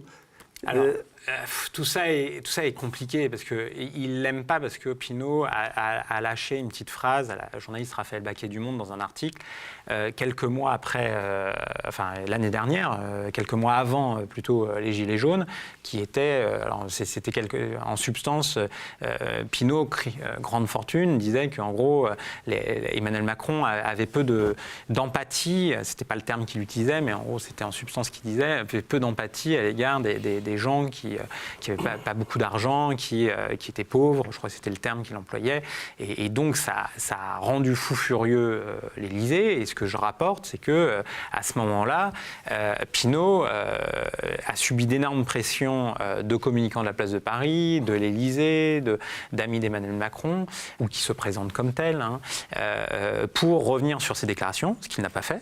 Mais il a quand même fait un communiqué, on va dire, d'une certaine manière, mais c'est vrai qu'en tout cas, il n'a pas démenti l'article de Raphaël Baquet et à ce moment-là, Pinault a quand même fait un communiqué où il dit, où il met quelques bémols à ce qu'il disait, et puis je crois que c'est un communiqué apaisant vis-à-vis de l'Élysée. Donc, ce que je dis, c'est que les relations de cours d'école, entre guillemets, entre grands patrons et l'Élysée, peuvent parfois aboutir à des à des susceptibilités, mais ça, bon, là, on est dans l'aspect, encore une fois, personnel. Après, bien évidemment, il y a des grands patrons qui ont plus à voir avec les décisions publiques de l'État. Pinault en fait moins partie, en dehors des questions fiscales, bien évidemment. On a vu comment il a traité Henri Herman, on a vu... Il conserve quand même des soutiens indéfectibles, sans parler d'affect. J'ai parlé de ces deux-là. Il y a Patrick Drahi aussi. Alors, Patrick Drahi, moi, ce que j'ai découvert, c'est que il avait... alors, moi, ce que je démontre et ce que je mets dans le livre, c'est qu'il a rencontré Patrick Drahi par l'intermédiaire d'un banquier de chez Rothschild, qui est donc François Henrot, dont j'ai parlé tout à l'heure. François Henrot est l'un des mentors d'Emmanuel Macron à la banque Rothschild. C'est plutôt un banquier d'affaires sur la fin de sa carrière, qui a une grande culture et autres, et qui travaillait ponctuellement avec Patrick Drahi. Sauf ce qu'il faut savoir, c'est que la banque Rothschild ne travaille pas avec Patrick Drahi parce que la banque Rothschild est la banque historique de Martin Bouygues et du groupe Bouygues. Et donc, deux concurrents dans la téléphonie mobile, la banque Rothschild ne pouvait pas travailler avec Bouygues, et client historique, et Patrick Drahi. Et donc, ce que je raconte, c'est qu'Emmanuel Macron a travaillé ponctuellement en dehors de la banque Rothschild, d'une manière informelle, avec Patrick Drahi. Et c'est là où ils se sont rencontrés. Et donc, comme je l'expliquais tout à l'heure, quand il est devenu ministre, il a plutôt été dans le sens de Xavier Niel et de Patrick Drahi par rapport aux 4 opérateurs qu'il voulait confirmer dans le marché des téléphones portables, de la téléphonie, alors même que Matignon et Manuel Valls voulaient réduire le marché à 3 opérateurs. Donc là, il a été dans le sens de leurs intérêts. Moi, ce que j'explique dans le livre, c'est que Patrick Drahi, comme bien d'autres, a aujourd'hui parfois d'autres intérêts économiques. Et donc, je parle d'un épisode particulier qui est la transformation de son réseau SFR en 5G. Et il a voulu travailler avec les Chinois Huawei. Et ça, l'État ne l'a pas supporté, il ne l'a pas voulu. Et donc, il y a eu des très fortes tensions entre l'État et Patrick Drahi. Et Emmanuel Macron, là, je dois dire, en tout cas dans les retours que j'ai, n'a pas donné raison à Patrick Drahi. Ce qui fait que les choses... La téléphonie mobile, c'est un marché qui évolue vite. Et c'est un marché de quelques mois à chaque fois, dans les tendances, très erratique, très fragile du point de vue des opérateurs. Mais qui rapporte beaucoup de pépettes quand même. Qui rapporte beaucoup d'argent, bien évidemment. Mais ce que je veux dire, c'est que les enjeux de pouvoir économique sont parfois très changeants. Donc il faut pas non plus avoir l'idée que, encore une fois, que ces grands patrons, encore une fois, c'est ce que je disais tout à l'heure, c'est des puissances en soi. Et aussi, ce que je mets à la fin de l'enquête, et ça c'est quand même intéressant, notamment par rapport aux gens qui regardent les médias, c'est que Emmanuel Macron a eu énormément peur des Gilets jaunes. Mais Emmanuel Macron a eu énormément peur. Pourquoi ? Parce qu'il a aussi constaté que face au mouvement des Gilets jaunes, il y avait une partie du grand patronat français qui commençait à prendre ses distances avec lui. Et ça, je le sais par différentes sources, je le sais par certains retours, et tu me demandais si ça pouvait être de la com. Ce n'est pas de la com.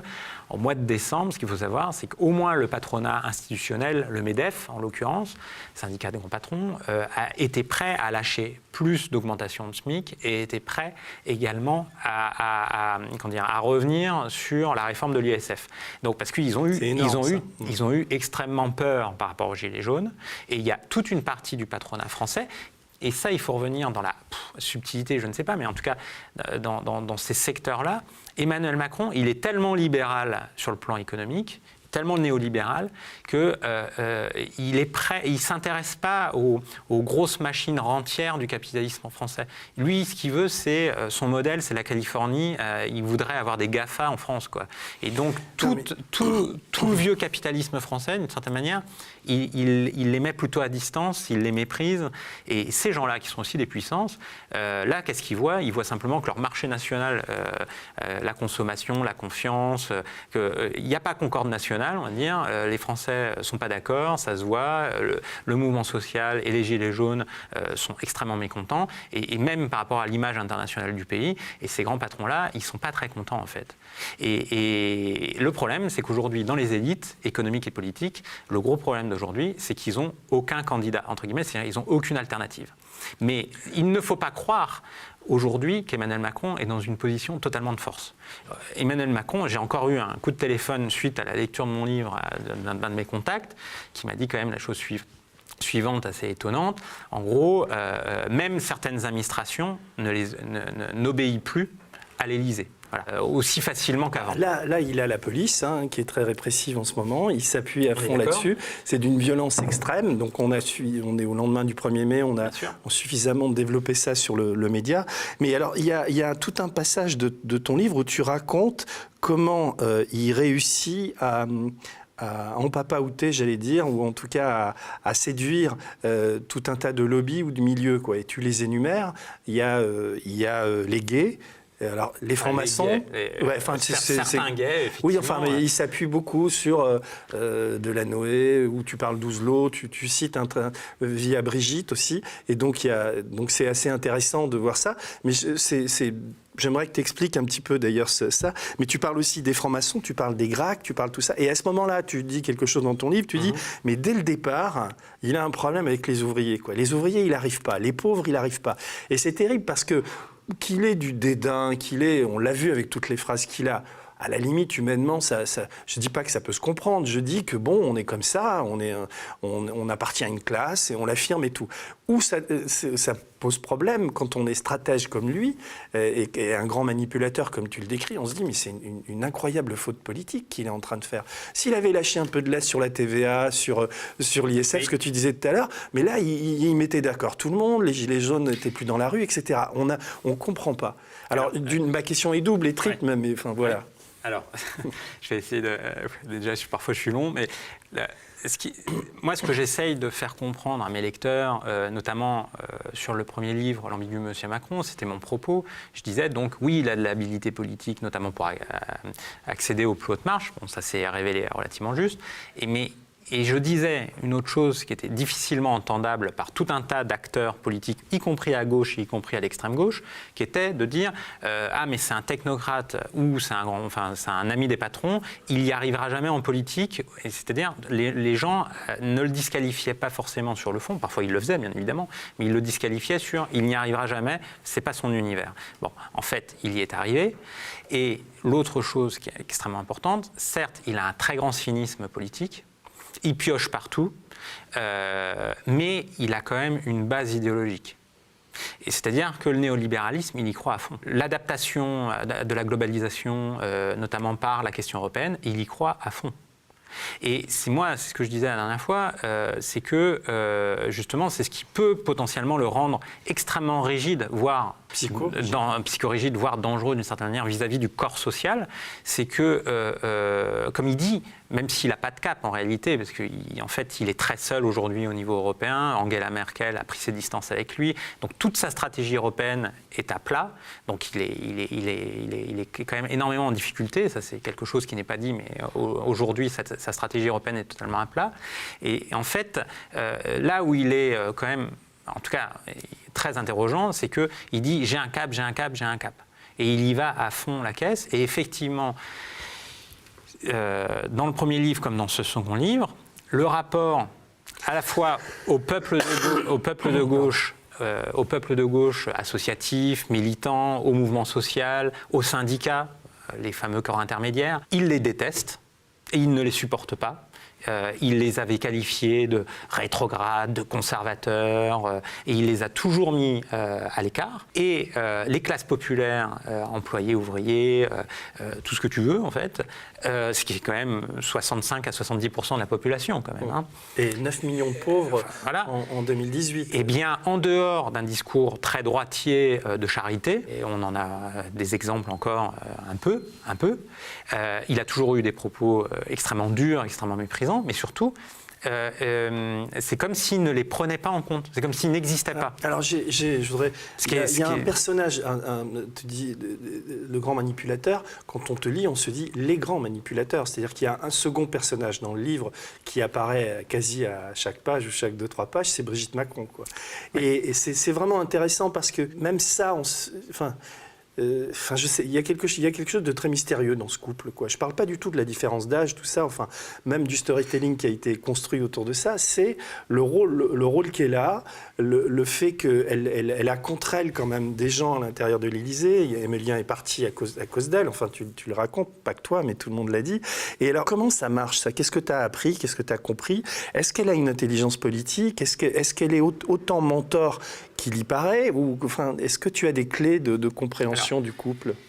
Ça, c'est quelque chose que j'expliquais un peu moins dans le premier livre, parce que on m'avait déjà dit qu'elle était extrêmement importante dans le couple. Mais voilà, en une enquête, tu fais des choix, tu ne peux pas tout faire.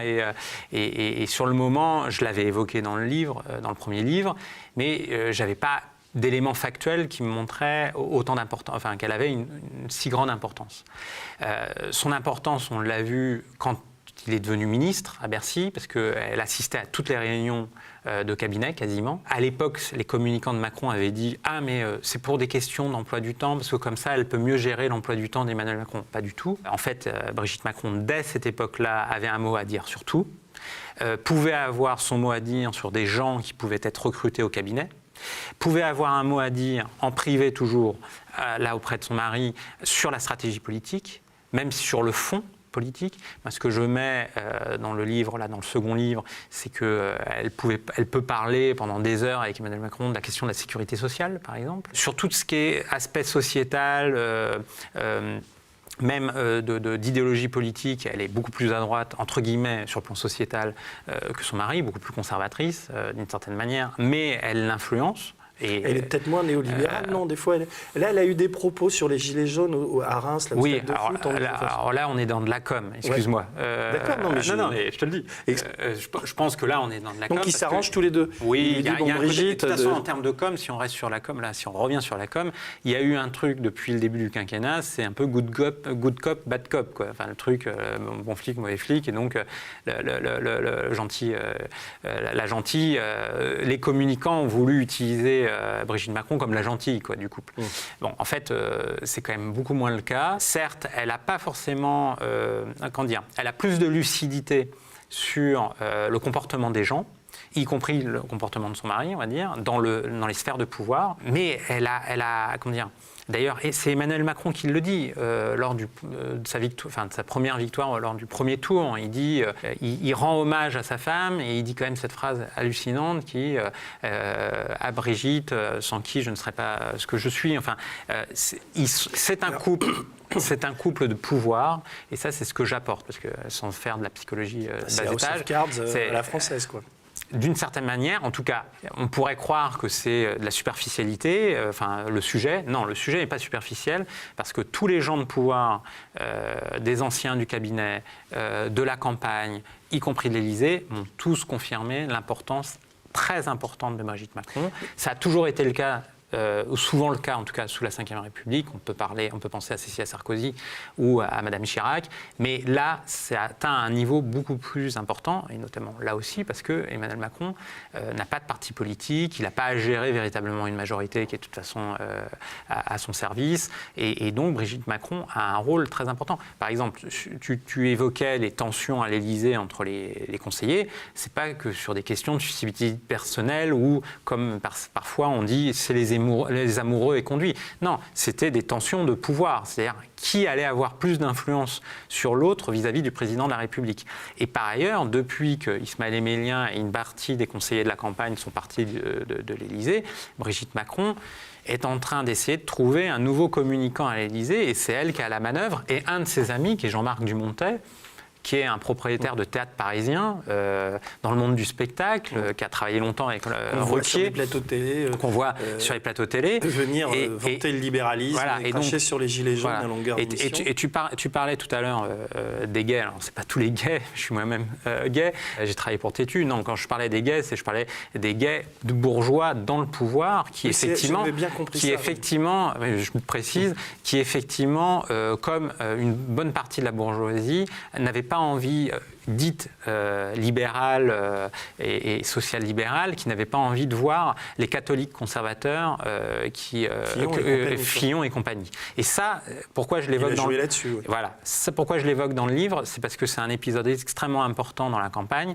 où en fait ces gens-là, pour leurs valeurs, mais même pas pour une question de lobby, parce qu'on le voit bien et je le mets dans le livre, depuis l'élection d'Emmanuel Macron, les droits, on va dire, LGBT n'ont pas du tout évolué, voire on peut sur certains plans en régresser, et peuvent faire de la com sur la lutte contre l'homophobie, par exemple, comme sur d'autres aspects, par exemple sur le droit des femmes et autres. En réalité, ça n'évolue pas parce que, en fait, Emmanuel Macron s'en fiche complètement de ces éléments-là. C'est ce que je le rapporte d'ailleurs dans le livre. Quand il était secrétaire général adjoint de l'Élysée, il n'était pas favorable au mariage pour tous, par exemple. C'est-à-dire qu'en gros, il disait clairement à différents collaborateurs de François Hollande, on perd notre temps, pourquoi on fait ça, c'est l'économie la priorité, c'est l'économie la priorité.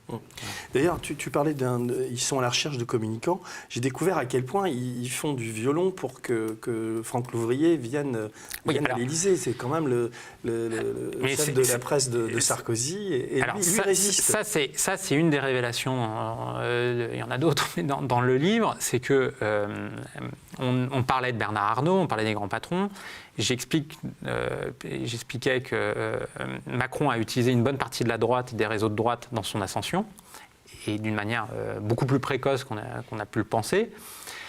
Franck Louvrier fait partie de ces gens. Alors Franck Louvrier, il faut l'expliquer, c'était l'ancien conseiller communication à l'Élysée de Nicolas Sarkozy. C'est vraiment le fidèle parmi les fidèles de Nicolas Sarkozy, dans l'aspect, on va dire, pas barbouzerie, mais dans l'aspect communicant. C'est vraiment un très très proche. Et en fait, ce que j'ai découvert, c'est que Emmanuel Macron, dès 2013, organise des réunions de communication dites privées à l'Élysée pour son ambition personnelle et sa communication personnelle. À ces réunions-là assistent différents communicants de la place de Paris, mais également parfois des patrons.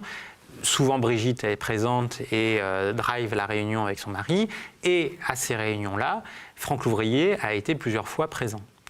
Et en 2016, au moment de se trouver un communicant pour sa campagne, il aurait déjà aimé faire venir Franck Louvrier sur sa campagne pour l'aider sur la campagne de 2017. Et donc les relations qu'il a avec l'un des plus proches conseillers de Nicolas Sarkozy sont bien plus anciennes que là, les tentatives de Macron de faire venir Louvrier qui ont été avortées au mois de janvier. Officiellement, enfin, ce qui a été dit dans la presse, ce qu'on m'a dit aussi, c'est que Franck Louvrier avait fini par refuser la proposition d'Emmanuel Macron parce qu'il aurait été simplement grand chef du service de presse et pas grand Manitou de la communication, c'est-à-dire conseiller politique d'Emmanuel Macron avec plus d'influence. Bon, la vérité est aussi, se loge aussi sur le fait que Macron est en telle difficulté que Franck Louvrier, comme bien d'autres, n'ont pas particulièrement envie d'aller à l'Élysée. Et il y a énormément de gens qui ont été sollicités depuis le mois de janvier qui ont dit non au président de la République. J'ai une remarque à faire, parce que à force de lire des choses sur son ascension, on dit dès 2013, dès 2014, il fait des réunions, après il en fera à Bercy, etc. Ça veut quand même dire qu'en France, parce que ces réunions, en fait, il est très tôt, il dit, même pas à des proches, aux gens comme Louvrier ou d'autres avec qui il fait ses réunions, je vais être président de la République, aidez-moi. Donc, et les médias, enfin, et l'émergence de Macron dans les médias, on va la voir 3 ans plus tard. Ça, c'est très intéressant, parce que ça montre quoi ? Ça montre que l'ambition présidentielle de Macron est plus ancienne que même moi j'avais pu écrire. Moi, j'ai dit, qu'est-ce que je disais ? Je disais que la structure pour partir à la présidentielle de 2017, la décision a été prise dès l'été 2015 quand il était à Bercy. Tout ça dans le dos de François Hollande. Ça, c'est ce que je disais dans le poche, l'actualisation de mon premier livre. Et sur mon premier livre, qui est sorti en novembre 2015, j'annonçais qu'il était en train de se préparer pour la campagne de 2017. Ce que je n'avais pas compris à l'époque, mais c'est normal, quand on arrive sur une enquête, on a des sources, et puis par ailleurs... Tu as signé un bail pour 10 ans. Là, voilà. Eh bien, c'est un autre élément que je révèle dans le bouquin, c'est qu'effectivement, Macron, dès 2013, à l'Élysée, se prépare à la présidentielle. Alors, avec un tout petit bémol, est-ce qu'à l'époque, en 2013, il se préparait déjà pour 2017, même si la décision a été prise très rapidement que 2017, il fallait y aller ? La plupart de mes interlocuteurs disaient il se prépare en fait pour 2022, mais en tout cas dès 2013, alors que ça fait à peine 1 an qu'il est au service de François Hollande, en fait il prépare, alors qu'il n'a aucune expérience politique, dans son coin, en secret, avec des communicants de la place de Paris, indifférenciés, même des communicants parfois certains proches de François Hollande, qui comprennent sans comprendre, mais il faut jouer dans ce milieu-là, il faut jouer toutes les cartes. Et donc, à ce moment-là, il prépare consciencieusement, effectivement, son plan de communication. Et il le dit même à des interlocuteurs lors de ces réunions-là, ça c'est un propos rapporté, il dit la prochaine fois que je reviendrai à l'Élysée, ça sera par la grande porte. Et ça, il le dit donc juste avant son départ en 2014 de l'Élysée. Ce qui est terrible, c'est qu'il réussit son coup en trahissant tout le monde. Oui. Et à Bercy, quand il devient ministre de l'économie, tu parlais de François Hollande, de Jouyet, de ces gens-là, mais il y a aussi Michel Sapin, il y a Charras, il y a tous les hauts fonctionnaires de Bercy qui voient arriver tous les soirs des types qui font des réunions, etc. Lui, l'économie, en fait, il n'en a pas grand-chose à faire. Enfin, il va faire de la figuration de temps en temps et il utilise l'État, les moyens de l'État, il paye des repas, il invite des gens pendant combien de temps? Pendant 2 années pratiquement. Oui.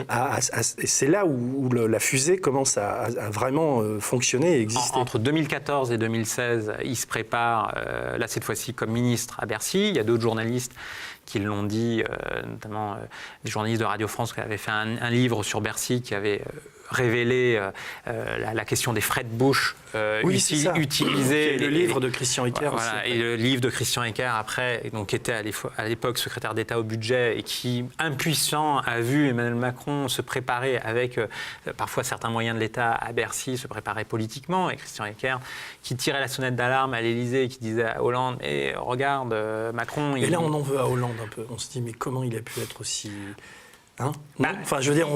Alors, Hollande, jusqu'au bout, a cru pouvoir instrumentaliser Macron et s'est cru plus fort que Macron, jusqu'au bout. Ce qui montrait quand même qu'il n'avait pas perçu la défiance des Français à son égard sur l'année 2016. Et donc, jusqu'au bout, il essaye d'utiliser Macron, y compris, comme il disait à ses amis politiques, oui, comme ça, j'aurai les bourgeois, enfin les bourgeois, il ne dit pas ça, hein, Hollande, mais j'aurai une partie de l'électorat centriste, pro-business avec moi. Voilà, enfin, ça, en fait, c'est de la tambouille politique façon PS, qui s'est crachée en plein vol, on va dire.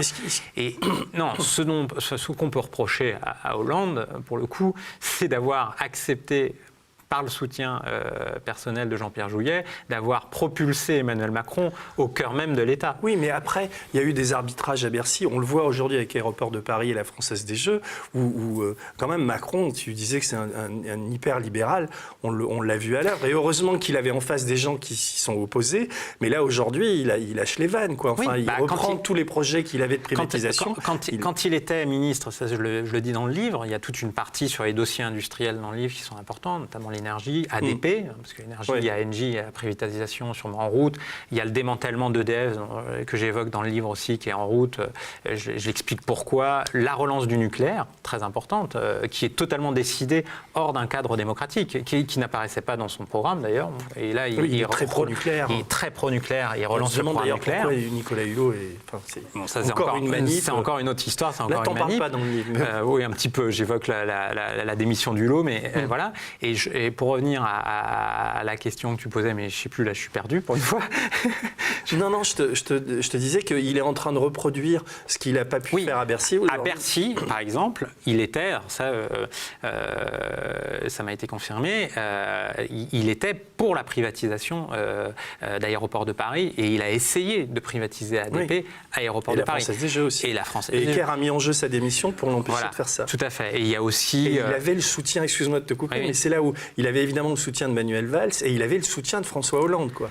Et dans l'histoire de la Française des Jeux, c'est parce que Christian Eckert, qui quand même en a avalé quelques-unes, des couleuvres, a dit, bon les gars, là vous allez trop loin. Non, mais parce que, c'est ce que j'explique, il y avait encore quand même, dans un gouvernement en réalité très néolibéral de François Hollande, il ne faut quand même pas se cacher, eh bien, il y avait encore le vieux parti politique qui était le Parti socialiste, avec différentes tendances, avec des gens quand même qui pouvaient parfois sincèrement rester plus à gauche, y compris dans l'équipe gouvernementale de François Hollande, Christian Eckert, mais bien d'autres. Il y avait des gens qui étaient encore plus, entre guillemets, à gauche. Et François Hollande, lui, il s'amusait à composer avec les différentes tendances. Donc, bien évidemment, il y avait des contre-ordres, il y avait des contre-arbitrages. Mais est-ce qu'il y a de la haine Quel est le sentiment entre les deux? Hollande et Macron. Haine, tu parles de haine, oui, toi. Voilà, c'est de la haine. C'est de la haine. Mais depuis la présidentielle ou ça a commencé à chauffer avant? Ça commencé à chauffer avant parce que Macron le méprisait, méprisait Hollande et le disait à l'entourage. C'était une manière d'envoyer des signaux vous détestez Flamby, venez à moi. Donc ça, il disait ça aux grands patrons. D'ailleurs, à chaque fois qu'il voyait des grands patrons ou des patrons, il disait « Ah, vous êtes content de cette réforme-là ?» C'est la réforme économique, hein, tout ça avec des guillemets. C'est moi, j'en suis l'origine, et pas Hollande. Alors que souvent, parfois, Hollande, par libéralisme, avait pris des arbitrages très pro-business et c'est Hollande qui les assumait. Et par ailleurs, sur toute cette période-là, donc, il méprisait en privé très fortement Hollande, même si, et là on revient à la duplicité du personnage, même si Macron lui-même pendant la campagne dit « je ne suis pas duplice », bon, la duplicité du personnage, c'est que en face à face, à l'époque, c'était, il se faisait des bisous. Quoi. Tu vois, on ne va pas faire tout le livre parce qu'il y a tellement de choses. Mais il y a quelqu'un qui m'intrigue quand même, c'est Le Drian. Parce qu'on se dit, Le Drian, quand même, c'est François Hollande qui le fait revenir, un Breton qui est très implanté, qui a une réputation au Parti Socialiste, qui a une conscience, si ça va encore dire quelque chose, on va dire social-démocrate, un peu à gauche. Comment et pourquoi ce type continue, il est âgé, à soutenir un néolibéral, un hyper-libéral comme lui? C'est à l'encontre de tout ce qu'il a pu faire jusqu'alors. C'est le pouvoir, c'est quoi? Comment il peut être dupe de ça? Parce que lui, comme les autres, le jour où Macron n'aura plus besoin, c'est la politique du Kleenex, quoi. Mais là, on se dit, mais il y a longtemps que devant ces choses-là, rien que les privatisations, c'est un cas où... Alors, bon, il faut aussi replacer l'histoire du Parti Socialiste. Là, Jean-Yves Le Drian, c'est un soutien historique de François Hollande. C'est ce qu'on a appelé les clubs témoins lancés à Lorient. Donc, on était dans les transcourants. Et c'est des gens qui, quand même, vis-à-vis du capitalisme, ne font pas partie des plus critiques, les plus violents. Non, j'ai pris cette précaution. C'est vrai. Donc, après, Le Drian, qui était donc un proche ami politique et personnel de Hollande, a lâché Hollande en 2016 et est venu au service de Macron. Pourquoi? Parce qu'il a été l'inamovible ministre de la Défense pendant 5 ans et qu'en tant que ministre de la Défense, l'équipe Le Drian était en relation, ça fait partie d'une partie de mon livre, hein, j'explique comment Le Drian avait le contrôle avec ses équipes d'une partie du complexe militaro-industriel. Et donc là, on est vraiment dans une zone grise avec des intérêts financiers et stratégiques extrêmement puissants, extrêmement puissants, et que d'une certaine manière, tous ces intérêts-là, pour le coup, dans l'élection de 2017, pensaient dans un premier temps que Fillon serait élu, et c'est ce que je dis, se sont mis au service de Macron à ce moment-là. Et une partie du complexe militaro-industriel, même si c'est qu'une partie et que là aussi il y a des tensions entre l'Élysée et Macron, s'est mis au service de Macron. Et à l'occasion de cet épisode-là, Macron a pris cette décision très forte dans la pure logique de la Ve République, du domaine réservé, où c'est le président normalement, qui a la haute main sur la diplomatie et la défense. Il dit à Jean-Yves Le Drian, donc dans les quelques jours après sa victoire, mais si c'est le cas, ça va. Alors qu'il lui avait promis qu'il resterait ministre de la Défense, les équipes Le Drian pensaient qu'il resterait également bien au chaud à l'hôtel de Brienne, le ministère de la Défense. Et en fait, là, c'est ce que je dis, c'est que Macron a l'habilité d'investir des lieux de pouvoir et d'assécher la concurrence. Et là, en l'occurrence, sur le complexe militaro-industriel, qui était tenu d'une main de fer par Jean-Yves Le Drian, très proche de Hollande, il a réussi à déconnecter une partie de ce milieu-là, très stratégique, et de le récupérer à sa main. Et ça, c'est très important, que ça soit par rapport à des questions de pouvoir de gouvernance ou des pouvoirs, là pour le coup, de relationnel avec certains industriels de l'armement. Tu l'as interrogé, Jean-Yves Le Drian? T'as eu un Non, j'ai eu des gens de son entourage. Mais pourquoi je te repose la question, si tu n'as pas la réponse, mais pourquoi il reste? Pourquoi J'ai pas la réponse, il reste... Parce que s'il lui part, déjà qu'il est fragilisé, ça peut être une catastrophe politique pour lui.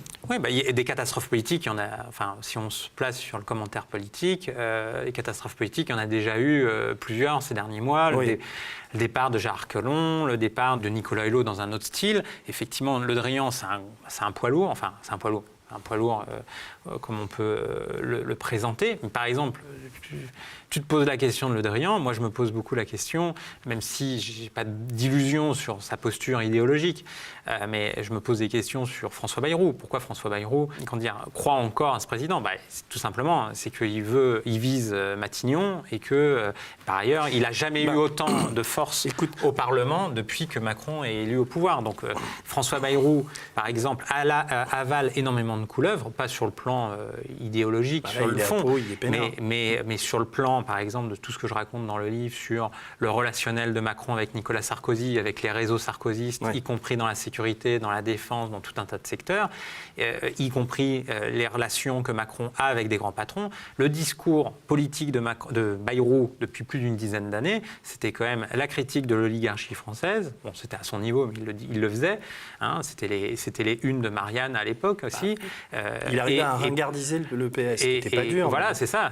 Et Bayrou, c'était également la question de la privatisation des autoroutes, qu'il dénonçait. Et là, il soutient, non mais il faut privatiser ADP. Justement, c'est intéressant parce que on sait qu'Édouard Philippe, c'est pas terrible et qu'on s'attendait un peu à un remaniement, peut-être une démission. Pour l'instant, il tient. Tu dis qu'il risque après les européennes de partir. Tu dis aussi, tu expliques qu'il y a vraiment de l'eau dans le gaz entre les deux, qu'il y a même plus de communication. Enfin, ça a l'air d'être assez tendu. Ça, c'était pendant l'été. Alors, explique-moi ces relations et quel est le casting d'un Premier ministrable, puisqu'il y a Le Drian, il y a peut-être le comeback de Bayrou. Est-ce que aujourd'hui, on peut dire que tu es un des meilleurs connaisseurs du cerveau d'Emmanuel Macron, ce qui est quand même un métier en soi? Et donc c'est pour ça que j'aimerais avoir ton diagnostic. Ça peut être dangereux, je crois. Non, j'ai pas de diagnostic. Je suis pas sûr que ça soit le plus important à l'heure actuelle. Ce qui est sûr, c'est qu'il a aussi beaucoup de difficultés pour trouver une alternative forte au sein du gouvernement. Ça c'est vrai, y compris pour remplacer Édouard Philippe, parce que les tensions entre l'Élysée et Matignon n'ont cessé de prendre de l'ampleur durant toute l'année précédente. Il y a un vrai épisode que je raconte en long, en large et en travers, parce que c'est aussi un autre aspect du livre, c'est comment je montre comment les hommes de l'ombre se sont multipliés autour de Macron dans son ascension au pouvoir. Et donc là, on en revient à l'affaire Benalla. Et il y a une rupture au niveau de tous ces gens de pouvoir entre l'éclatement et la révélation du journal Le Monde sur le rôle de Benalla et après. Et c'est vrai, ce que j'explique, c'est qu'au cours de l'été, Macron s'est recroquevillé sur l'équipe de campagne à l'Élysée, sur ses conseillers les plus proches qui ont participé à la campagne. Et sur cette période-là, il avait quasiment plus de contact avec Édouard Philippe, qui était quand même le Premier ministre de la France. Et par la suite, il y a une partie des conseillers de Macron, notamment Philippe Grandjean, qui est le nouveau conseiller politique de Macron à l'Élysée. Grandjean qui menait une offensive anti-Édouard Philippe depuis plus d'1 an, parce qu'il ne voulait pas qu'Édouard Philippe se présente à la mairie de Paris, parce qu'il avait potentiellement compris qu'Édouard Philippe aurait pu très bien prendre le large et être un candidat à la présidentielle de 2022 contre Emmanuel Macron. Donc les relations sont beaucoup plus tendues qu'on a pu le documenter. Mais tu vois, on parlait de la difficulté de la presse aujourd'hui. Comme il n'y a plus véritablement de parti politique, si je reviens sur le journalisme politique, comme il n'y a plus de parti politique avec des sources de off, avec des enjeux de pouvoir liés aux partis politiques, des tendances, des clans et compagnie, comme tout ça, c'est quasiment le parti unique autour d'Emmanuel Macron. Je me place au niveau pour le coup de mes confrères qui suivent au jour le jour, et moi je l'ai fait à Marianne en partie, même si je faisais des enquêtes. Mais c'est extrêmement difficile de démêler le faux du vrai sur leur relation de pouvoir, même sur le fait de le raconter. Donc moi, je le raconte parce que j'ai un certain niveau d'information qui me permettent de le raconter. Mais pour le coup, il y a beaucoup moins de papiers de presse que même sous François Hollande, où il y avait le moindre couac qui était commenté et surtout révélé. Là, il y a plein de couacs, il y a plein d'amateurisme, y compris dans l'équipe de Macron. il y a aussi beaucoup de cynisme, beaucoup de stratégie de sa part, mais il y a une sorte d'opacité structurelle, c'est-à-dire que entre le culte du secret de Macron, parce que ça c'est aussi un autre aspect de sa pratique du pouvoir, fondé sur le secret, sur le cloisonnement, sur une certaine opacité, notamment sur les décisions de dossiers les plus difficiles, les plus lourds, on a un vrai problème d'information. Mais justement, une question plus personnelle, pourquoi tu quittes Marianne? Est-ce que l'arrivée de Kretinsky est liée à ça ou pourquoi tu quittes ce journal? Oui, en partie à ça. Alors, parce que ça me permet de te poser la question sur on peut dire cet oligarque tchèque, qui veut prendre le marché du gaz et qui achète des journaux. Quel est ton... et en même temps, ça va te permettre, moi aussi j'ai découvert en lisant ton livre, le rôle de Denis Oliven dans la gestion des médias en France, sans être complotiste, mais quand on te lit, on a vraiment l'impression que certaines personnes dans l'ombre jouent un peu un rôle de marionnettistes. Oui, en tout cas, c'est des influenceurs, c'est des gens qui ont pour profession d'influencer l'opinion publique, ça c'est vrai, y compris au cœur même de la presse. Et Kretinsky, donc c'est un nouvel oligarque dans le paysage français, qui est un industriel tchèque de l'énergie, qui a fait fortune en République tchèque en récupérant la gestion et la propriété de centrales à charbon, mais également d'un gazoduc qui passe par l'Ukraine. Un gazoduc stratégique qui passe par l'Ukraine. Et Kretinsky a des vues sur le marché de l'énergie en France. C'est pour ça, d'ailleurs, c'est pour cette raison, même s'il dit le contraire dans son discours officiel, parce qu'il dit partout qu'il fait ça parce qu'il est amoureux de la presse, depuis 2017, il a décidé d'investir dans la presse française. Donc il a racheté Marianne, il a racheté une partie des journaux du groupe Lagardère, même si ce n'est pas les journaux les plus importants, les plus stratégiques, mais c'est quand même plusieurs journaux People, c'est des magazines, et il a investi, et ça a été un peu le coup de Trafalgar l'année dernière, il a investi dans Le Monde. Ce qui a provoqué la fureur et l'hébétement quasiment. Les gens étaient au Monde, dans ce que j'en sais, étaient extrêmement surpris, alors que ça faisait déjà 6 mois que Kretinsky avait racheté Marianne. Et comme moi j'étais encore journaliste à Marianne, j'ai quand même eu pas mal de dessous des cartes. À ce moment-là, quand il a racheté Marianne, j'ai vu des protagonistes assez intéressants, notamment un apporteur d'affaires qui s'appelle Étienne Berthier, c'est un homme de l'ombre, qui a été ancien journaliste lui-même, à Libération. Je connais. Voilà, au Point, mais qui a été surtout secrétaire général d'EDF, qui a été conseiller spécial d'Edmond Alphandéry, ministre de l'économie sous Édouard Balladur. Et c'est lui qui, d'ailleurs, il est devenu administrateur de Marianne au mois de juin dernier, dans le plus fort silence médiatique. Parce que l'arrivée de Kretinsky dans la presse française, il y a eu tout un discours pour dire il y a aussi eu les autres oligarques. Mais ça s'est fait avec la complicité de Xavier Niel et de Mathieu Pigasse. On a du mal à penser le contraire. J'apporte des éléments dans le livre qui montrent que les storytelling des uns et des autres depuis le début de l'affaire sont à prendre avec des pincettes et où le dossier est plus complexe. Moi, ce que j'ai découvert, c'est que, parce qu'on a beaucoup critiqué, notamment le Canard enchaîné parfois, et d'autres, il y a eu quelques échos, parce qu'en fait, il y a eu très peu de papiers de presse. Il y a eu Vanity Fair qui a fait un papier de presse sur Kretinsky, mais il y a eu très peu de papiers sur Kretinsky. Et la plupart du temps, on l'a critiqué sur une éventuelle proximité avec la Russie et les Russes. Bon, moi, je suis très prudent avec ça, parce que le gazoduc qui passe en Ukraine, en fait, c'est le gazoduc que les Russes veulent contourner par 2 projets de gazoduc, l'un par la mer Noire, l'autre par la mer Baltique, du fait de la tension politique en Ukraine qu'on connaît de ces dernières années. Et d'ailleurs, j'évoque cette guerre du gaz et des pipelines, mais également de la question du gaz et de l'énergie dans le livre, avec les choix faits par Emmanuel Macron. Il faut savoir qu'Emmanuel Macron s'est opposé à Angela Merkel au mois de janvier dernier.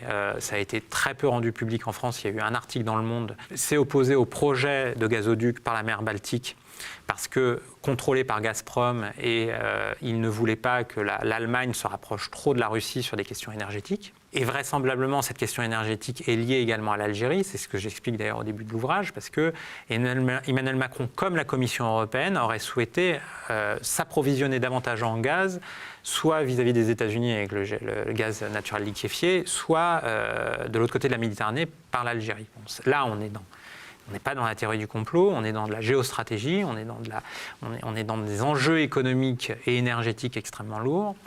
Et ce dont je me suis aperçu vis-à-vis de Kretinsky, c'est que Kretinsky avait des forts relais au cœur même de l'État et auprès de la Macronie.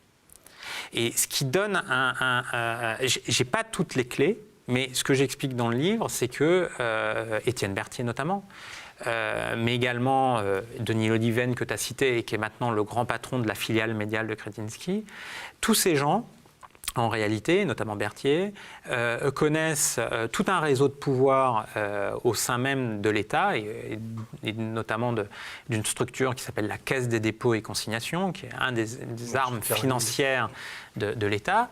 Et on parlait de Djouri tout à l'heure, Berthier connaît Djouri inversement. Ils se sont connus à la Caisse des dépôts et consignations il y a plus de 15 ans. Donc là, on est vraiment dans les vieux réseaux de la République. Où Jouillet a été Où Jouillet a également été un temps et passé par la Caisse des dépôts et consignations. Et ce que je démontre, là, on est vraiment dans le dur de l'enquête que j'apporte, c'est que tout ce réseau de pouvoir autour de la Caisse des dépôts et des consignations, ces hauts fonctionnaires, sont en contact avec une partie de la Macronie et du pouvoir. 2, la secrétaire d'État Agnès Pannier-Runacher, secrétaire d'État Bruno Le Maire, une des référentes En Marche dans le 16e arrondissement de Paris, qui est un des piliers d'En Marche, même si elle est très jeune, aux fonctionnaires également comme profil, connaît très bien la Caisse des dépôts et consignations parce qu'elle en a été administratrice. En tout cas, elle a été administratrice d'une filiale de logement qui s'appelle ICAD, où il y avait tous ces gens-là. Et tous ces gens-là, on les retrouve d'ailleurs, j'en ferai un papier bientôt peut-être dans le monde diplomatique, tous ces gens-là, on les retrouve d'ailleurs aujourd'hui à l'aéroport de Paris. Parce que Augustin de Romanet est l'ancien patron de la Caisse des dépôts, nommé par François Hollande. On retrouve des cadres d'Aéroport de Paris à la Caisse des dépôts. Et ce que je mets dans le livre, c'est que, en tout cas c'est une des réponses que j'apporte, c'est que tout ce réseau de pouvoir autour de la Caisse des dépôts, que François Hollande d'ailleurs avait commencé à nettoyer, pas par Jean-Pierre Jouyet, mais par Pierre-René Lemas. Pierre-René Lemas est arrivé, je crois, en 2015, 2014, à la tête de la Caisse des dépôts. Il a commencé à nettoyer la Caisse des dépôts. Mais c'était la première personne qui le faisait. Mais je sais. Voilà. Et Lemas est quelqu'un, je pense, d'honnête. Je partage ton avis. Je pense que c'est un haut fonctionnaire honnête qui a encore le sens de l'État. Il y en a encore dans ce pays. Et Lemas, qui était donc était le secrétaire général de l'Élysée et de François Hollande au début du quinquennat, avant l'arrivée de Jean-Pierre Jouyet. Et Lemas s'est fait virer, il y a quelques mois. Remplacé par un banquier. Remplacé, alors là je me perds dans les noms. Mais remplacé, voilà, par Éric Lombard, je crois que c'est Éric Lombard, qui était quelqu'un de connaissance de Macron, parce que Lombard a participé, là je suis encore dans les détails de réseau, mais à quelque chose de très important, ce qu'on a appelé le groupe des GRAC. Oui, mais j'en ai parlé tout à l'heure. Et le groupe des GRAC... Et Macron s'est beaucoup appuyé là-dessus. Macron s'est beaucoup appuyé sur le groupe des GRAC. Et le groupe des GRAC, juste une petite précision... Le groupe des GRAC, c'est des hauts fonctionnaires de droite et de gauche, en fait, qui sont tous libéraux, qui, avant 2007, soutenaient une liaison entre François Bayrou et Ségolène Royal à l'époque. C'est l'Alliance des centres, en fait, et qui ensuite ont soutenu Manuel Valls un temps, et puis, ce que je raconte, ont soutenu Emmanuel Macron. Et tout le réseau des GRAC, dont Denis Oliven aussi a fait partie, d'autres personnalités ont fait partie de ce réseau informel, de fonctionnaires, hauts fonctionnaires ou anciens hauts fonctionnaires ou anciens conseillers, a été une pièce très importante dans l'ascension de Macron aussi. Oui, j'ai lu ça. Et tu parlais de la Caisse des dépôts, c'est un sujet sur lequel j'ai enquêté, avec une difficulté immense. C'est une forteresse dans l'État, mais ça reste une banque publique. Comment dire, heureusement qu'elle est là pour soutenir des projets, construire des routes, construire des écoles. Elle a été créée après les guerres napoléoniennes pour empêcher à ce que les présidents ou les empereurs fassent n'importe quoi avec l'argent des Français.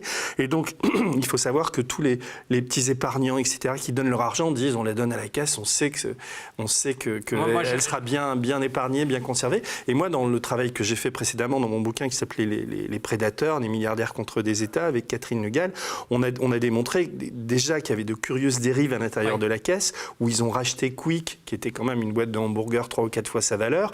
Et là, sur la fin de l'enquête, mais j'ai pas pu aller plus loin, mais j'ai des retours maintenant de gens qui me racontent que c'est une catastrophe actuellement à l'intérieur de la caisse, parce que c'est Goldman Sachs à la Caisse des dépôts, quoi. C'est-à-dire que c'est le bras armé, non pas du pouvoir, mais d'Emmanuel Macron. Il fait faire ce qu'il veut au type qu'il a nommé là, quoi. Et ça, les médias, mais rien, il n'y a pas une ligne dans les journaux. Et c'est terrible, parce que lui, c'est son trésor de guerre. Lui, c'est Emmanuel Macron, le grand manipulateur, quoi. Et donc, c'est vraiment, vraiment inquiétant. Je touche du doigt ce réseau de la Caisse des dépôts, où il y a aussi beaucoup de franc-maçonnerie affairiste. Là aussi, ne mélangeons pas tout. Fais gaffe, parce que là, on va dire qu'on est complotiste. Voilà, donc je n'ai pas un propos complotiste. Tu l'as dit toi-même, l'enquête est extrêmement prudente et j'apporte que des faits. Là, j'ai pointé le doigt sur le réseau de la Caisse des dépôts. Je mets le projecteur sur le réseau de la Caisse des dépôts. Et notamment, tous les personnalités qu'on a citées.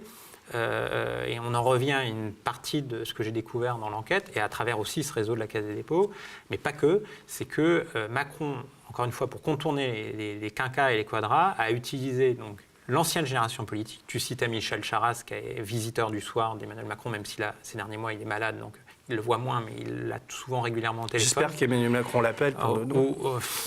Et il a utilisé toute une génération qui a connu les années 90 de la politique et qui a connu notamment dans les cabinets, y compris qui ont été conseillers de président, la fameuse cohabitation Mitterrand-Balladur. Et ça, c'est très important parce que quand j'expliquais tout à l'heure qu'il s'est appuyé sur des réseaux de droite, il s'est, encore plus que Nicolas Sarkozy, il s'est appuyé sur des réseaux autour des Balladuriens de cette période-là et de la Mitterrandie. Il y a tout ça dans ton livre. Il y a les bourgeois de province, comment ils s'appuient sur eux. On n'a même pas parlé de Ludovic Schecker, qui est quand même... On n'a pas parlé de Ludovic Schecker. Il y a tout un chapitre sur Ludovic Schecker. Oui, qui est quand même un drôle de personnage. Un drôle de personnage. Champion d'arts martiaux. Qui est au cœur même de l'Élysée et qui a travaillé avec Alexandre Benalla. Le Monde avait révélé son existence cet été. Je fais tout un chapitre où je vais encore plus loin dans l'enquête. C'est vraiment c'est du bon boulot, quoi. C'est du travail de journaliste, comme beaucoup devraient en faire, et comme on en fait pratiquement plus, ou en tout cas plus beaucoup. Il n'y a plus que l'espace des livres qui permettent ça, quoi. Et les livres, il faut absolument en parler, et j'espère... des fois, même quand on n'en parle pas, les livres marchent, quoi. Donc c'est ça, quand les grands médias, en tout cas, en parlent pas. Il y a un libraire qui disait à un de mes amis, mais ça a fonctionné sur le bouche à oreille, ce livre. Donc, voilà. Et puis c'est vrai que le Crépuscule, le livre de Juan Branco, est une sorte de rampe de lancement pour ce type de bouquin. En plus, toi, tu es largement cité dans Crépuscule, tu as un peu mâché le travail. Oui. Je suis cité, donc ce qui provoque beaucoup d'interrogations chez mes confrères. Mais c'est un complément idéal, parce que les gens qui pensent que Juan exagère dans son livre, en même temps, Juan va beaucoup plus loin dans l'explication, et toi, tu minores un peu Je minore certains éléments que Juan Branco apporte, et surtout, je dis que, dans son texte, il le dit parfois par quelques assertions, c'est qu'il y a tout un tas d'acteurs entre les oligarques et Macron. Et moi, d'une certaine manière, mon enquête, je parle des grands patrons, mais je parle aussi des autres acteurs qui ont servi à Emmanuel Macron dans sa conquête du pouvoir. Et notamment, encore une fois, par rapport à la première question que j'avais, comment a-t-il fait pour prendre le contrôle de l'État ? Bien sûr qu'il a été élu, voilà, il n'y a pas de souci, mais comment il a pris le contrôle de l'État, y compris après sa victoire ? Et ça, il l'a préparé en amont, et parce qu'aujourd'hui, dans une démocratie complexe comme la République française, on ne peut pas gouverner si on ne s'est pas préparé en amont. François Mitterrand en 81, avec les déceptions qu'on a pu connaître par la suite, mais François Mitterrand en 81, quand il réussit, qu'il gagne l'élection, il s'était préparé des années et des années en amont pour contrôler l'État. L'énigme, enfin pas l'énigme, parce que j'apporte beaucoup de clés pour comprendre comment Macron a pu prendre le contrôle de l'État avec des imperfections, d'ailleurs on le voit depuis 2 ans, c'est qu'il a développé une capacité de réseautage et à faire venir des gens de différents réseaux. Et la grande spécificité, c'est qu'il a utilisé tous les réseaux indifférenciés de droite et de gauche et qu'il n'a pas eu le temps de créer, entre guillemets, tous ces réseaux à lui, d'où aussi une certaine fragilité. Mais ça génère, la lecture du livre génère à la fois de la colère parce qu'on dit qu'on s'est bien fait avoir et que donc pendant 5 années, en fait, Emmanuel Macron, pendant le quinquennat de François Hollande, il a préparé son avènement et son arrivée. Donc il y a cru, il a monté ses coups avec des tas de complicités et à l'écart de la presse et donc du public, d'où ce sentiment d'avoir vécu une forme d'imposture. Donc évidemment, ça génère de la colère, de l'écœurement, etc. Mais en même temps, quand on prend un peu de distance, on ne peut être qu'admiratif, quelque part, devant la mécanique intellectuelle, la capacité mémorielle. Ce type est inhumain, quoi. Il y a quelque chose chez lui. Mon admiration, elle n'est pas du tout liée. Je ne connais pas le personnage et j'ai pas tu vois, de bien ou de mal. Je ne porte pas de jugement moral là-dessus. Mais on se dit, mais quand même, quoi. Il a réussi quasiment tout seul, en tout cas avec Brigitte Macron. Et quand on y livre, on comprend comment il s'est appuyé sur tous ces réseaux et il arrive au pouvoir. Et tu termines. D'ailleurs, tu commences le livre par une citation de Balthazar Gracian et tu le termines. Alors celle-là, elle est intéressante, la citation de la fin. Je voudrais qu'on termine là-dessus. Peut-être que tu la commentes. En tout cas, tu cites Gracian et il dit « Certains commencent à voir quand il n'y a rien à voir ». Oui, parce que là, je termine le livre sur une pirouette d'une certaine manière. La conclusion, j'ai intitulé la conclusion « Le château de cartes ». Parce qu'en gros, j'explique que c'est fragile. Tout ça est fragile parce que Macron a utilisé tous les réseaux possibles et imaginables. Mais les réseaux ont attendu beaucoup de choses aussi de Macron qu'ils n'ont pas forcément eu toujours. Surtout, c'est que tous ces réseaux-là, c'est aussi une certaine permanence de la République française. Ils sont là, d'une certaine manière. Et je termine la conclusion sur ça, c'est que si Macron réussit, ils seront toujours là. Si Macron échoue politiquement, ils iront vers d'autres rivages, on va dire, assez facilement, parce qu'ils iront voir si l'herbe est plus verte ailleurs. Et c'est pour ça que je dis que, oui, il y a des intérêts puissants qui ont pu aider Emmanuel Macron, mais ces intérêts puissants, il faut les étudier en soi aussi, et pas forcément expliquer que Macron est surpuissant aujourd'hui par rapport à ses intérêts puissants. Non, Macron est dans une difficulté... Deux difficultés. Il est dans ce que je mets dans une autre partie du livre, il y a une guerre sourde du contrôle de l'État à long terme. Donc en fait, la vraie question, c'est est-ce qu'il reste très longtemps, c'est-à-dire s'il s'achemine vers un deuxième mandat ou s'il y a des alternatives qui se créent, et pas forcément, là je me place d'une manière neutre, pas forcément des alternatives de gauche, mais des concurrents qui mettent en place des écuries puissantes contre lui, ou si il reste aujourd'hui dans une voilà, c'est une image qui m'a été employée par quelqu'un de son entourage. En fait, c'est un colosse au pied d'argile. Et il bénéficie du fait qu'il a écrasé les partis politiques institutionnels, ça c'est vrai, et que de ce fait-là, il bénéficie d'une puissance, mais qui ne correspond pas en réalité à sa véritable puissance. Et comme me le disait un grand ministre, entre guillemets, ancien ministre de droite de Jacques Chirac, certes, il a la légitimité constitutionnelle, mais il n'a plus la légitimité politique. Et bien évidemment, les soutiens d'Emmanuel Macron vont dire « mais si, il est toujours légitime, il est toujours légitime ». Moi, je ne remets pas en cause sa légitimité constitutionnelle. Il a sa légitimité constitutionnelle, mais l'analyse m'amène juste à dire qu'on ne peut pas gouverner le pays avec une minorité de soutien. Alors, toute la difficulté, notamment là, si je me place dans le commentaire politique sur la gauche, c'est que pour l'instant, l'élection européenne, en tout cas si l'on en croit les sondages, Emmanuel Macron garde un socle. Il se joue à ce moment-là. Il garde un socle. Et donc, c'est toute la difficulté. Parce que, voilà, est-ce que ça va passer ou est-ce que ça va craquer à un moment donné ? Si tu veux, on fait une 3e heure d'entretien. Je crois qu'on va s'arrêter là. Moi, je suis vraiment content. J'ai déjà été trop bavard. Mais c'est bien, ça veut dire qu'il y a des tas de choses à dire. Et je suis content de t'avoir invité, qu'on ait parlé de ça. Ouais. Et donc, si on peut parler de ça aux médias, c'est parce qu'on est aidé par des sociaux. Mais je pense qu'aujourd'hui, en termes de médias, vu le débat qu'on vient d'avoir, il y a une nécessité de créer un espace de liberté, quoi. Parce que si nous, on t'invite ici, c'est vraiment un livre important, t'es beaucoup moins invité ailleurs, quoi. Donc, moi, je souhaite longue vie. Il faut qu'il y ait beaucoup de lecteurs aux grands manipulateurs, comme sur d'autres livres. Et merci beaucoup, Marc, Merci pour ton à toi, travail. Et je te serre la main parce que c'est vraiment du gros boulot. Au revoir.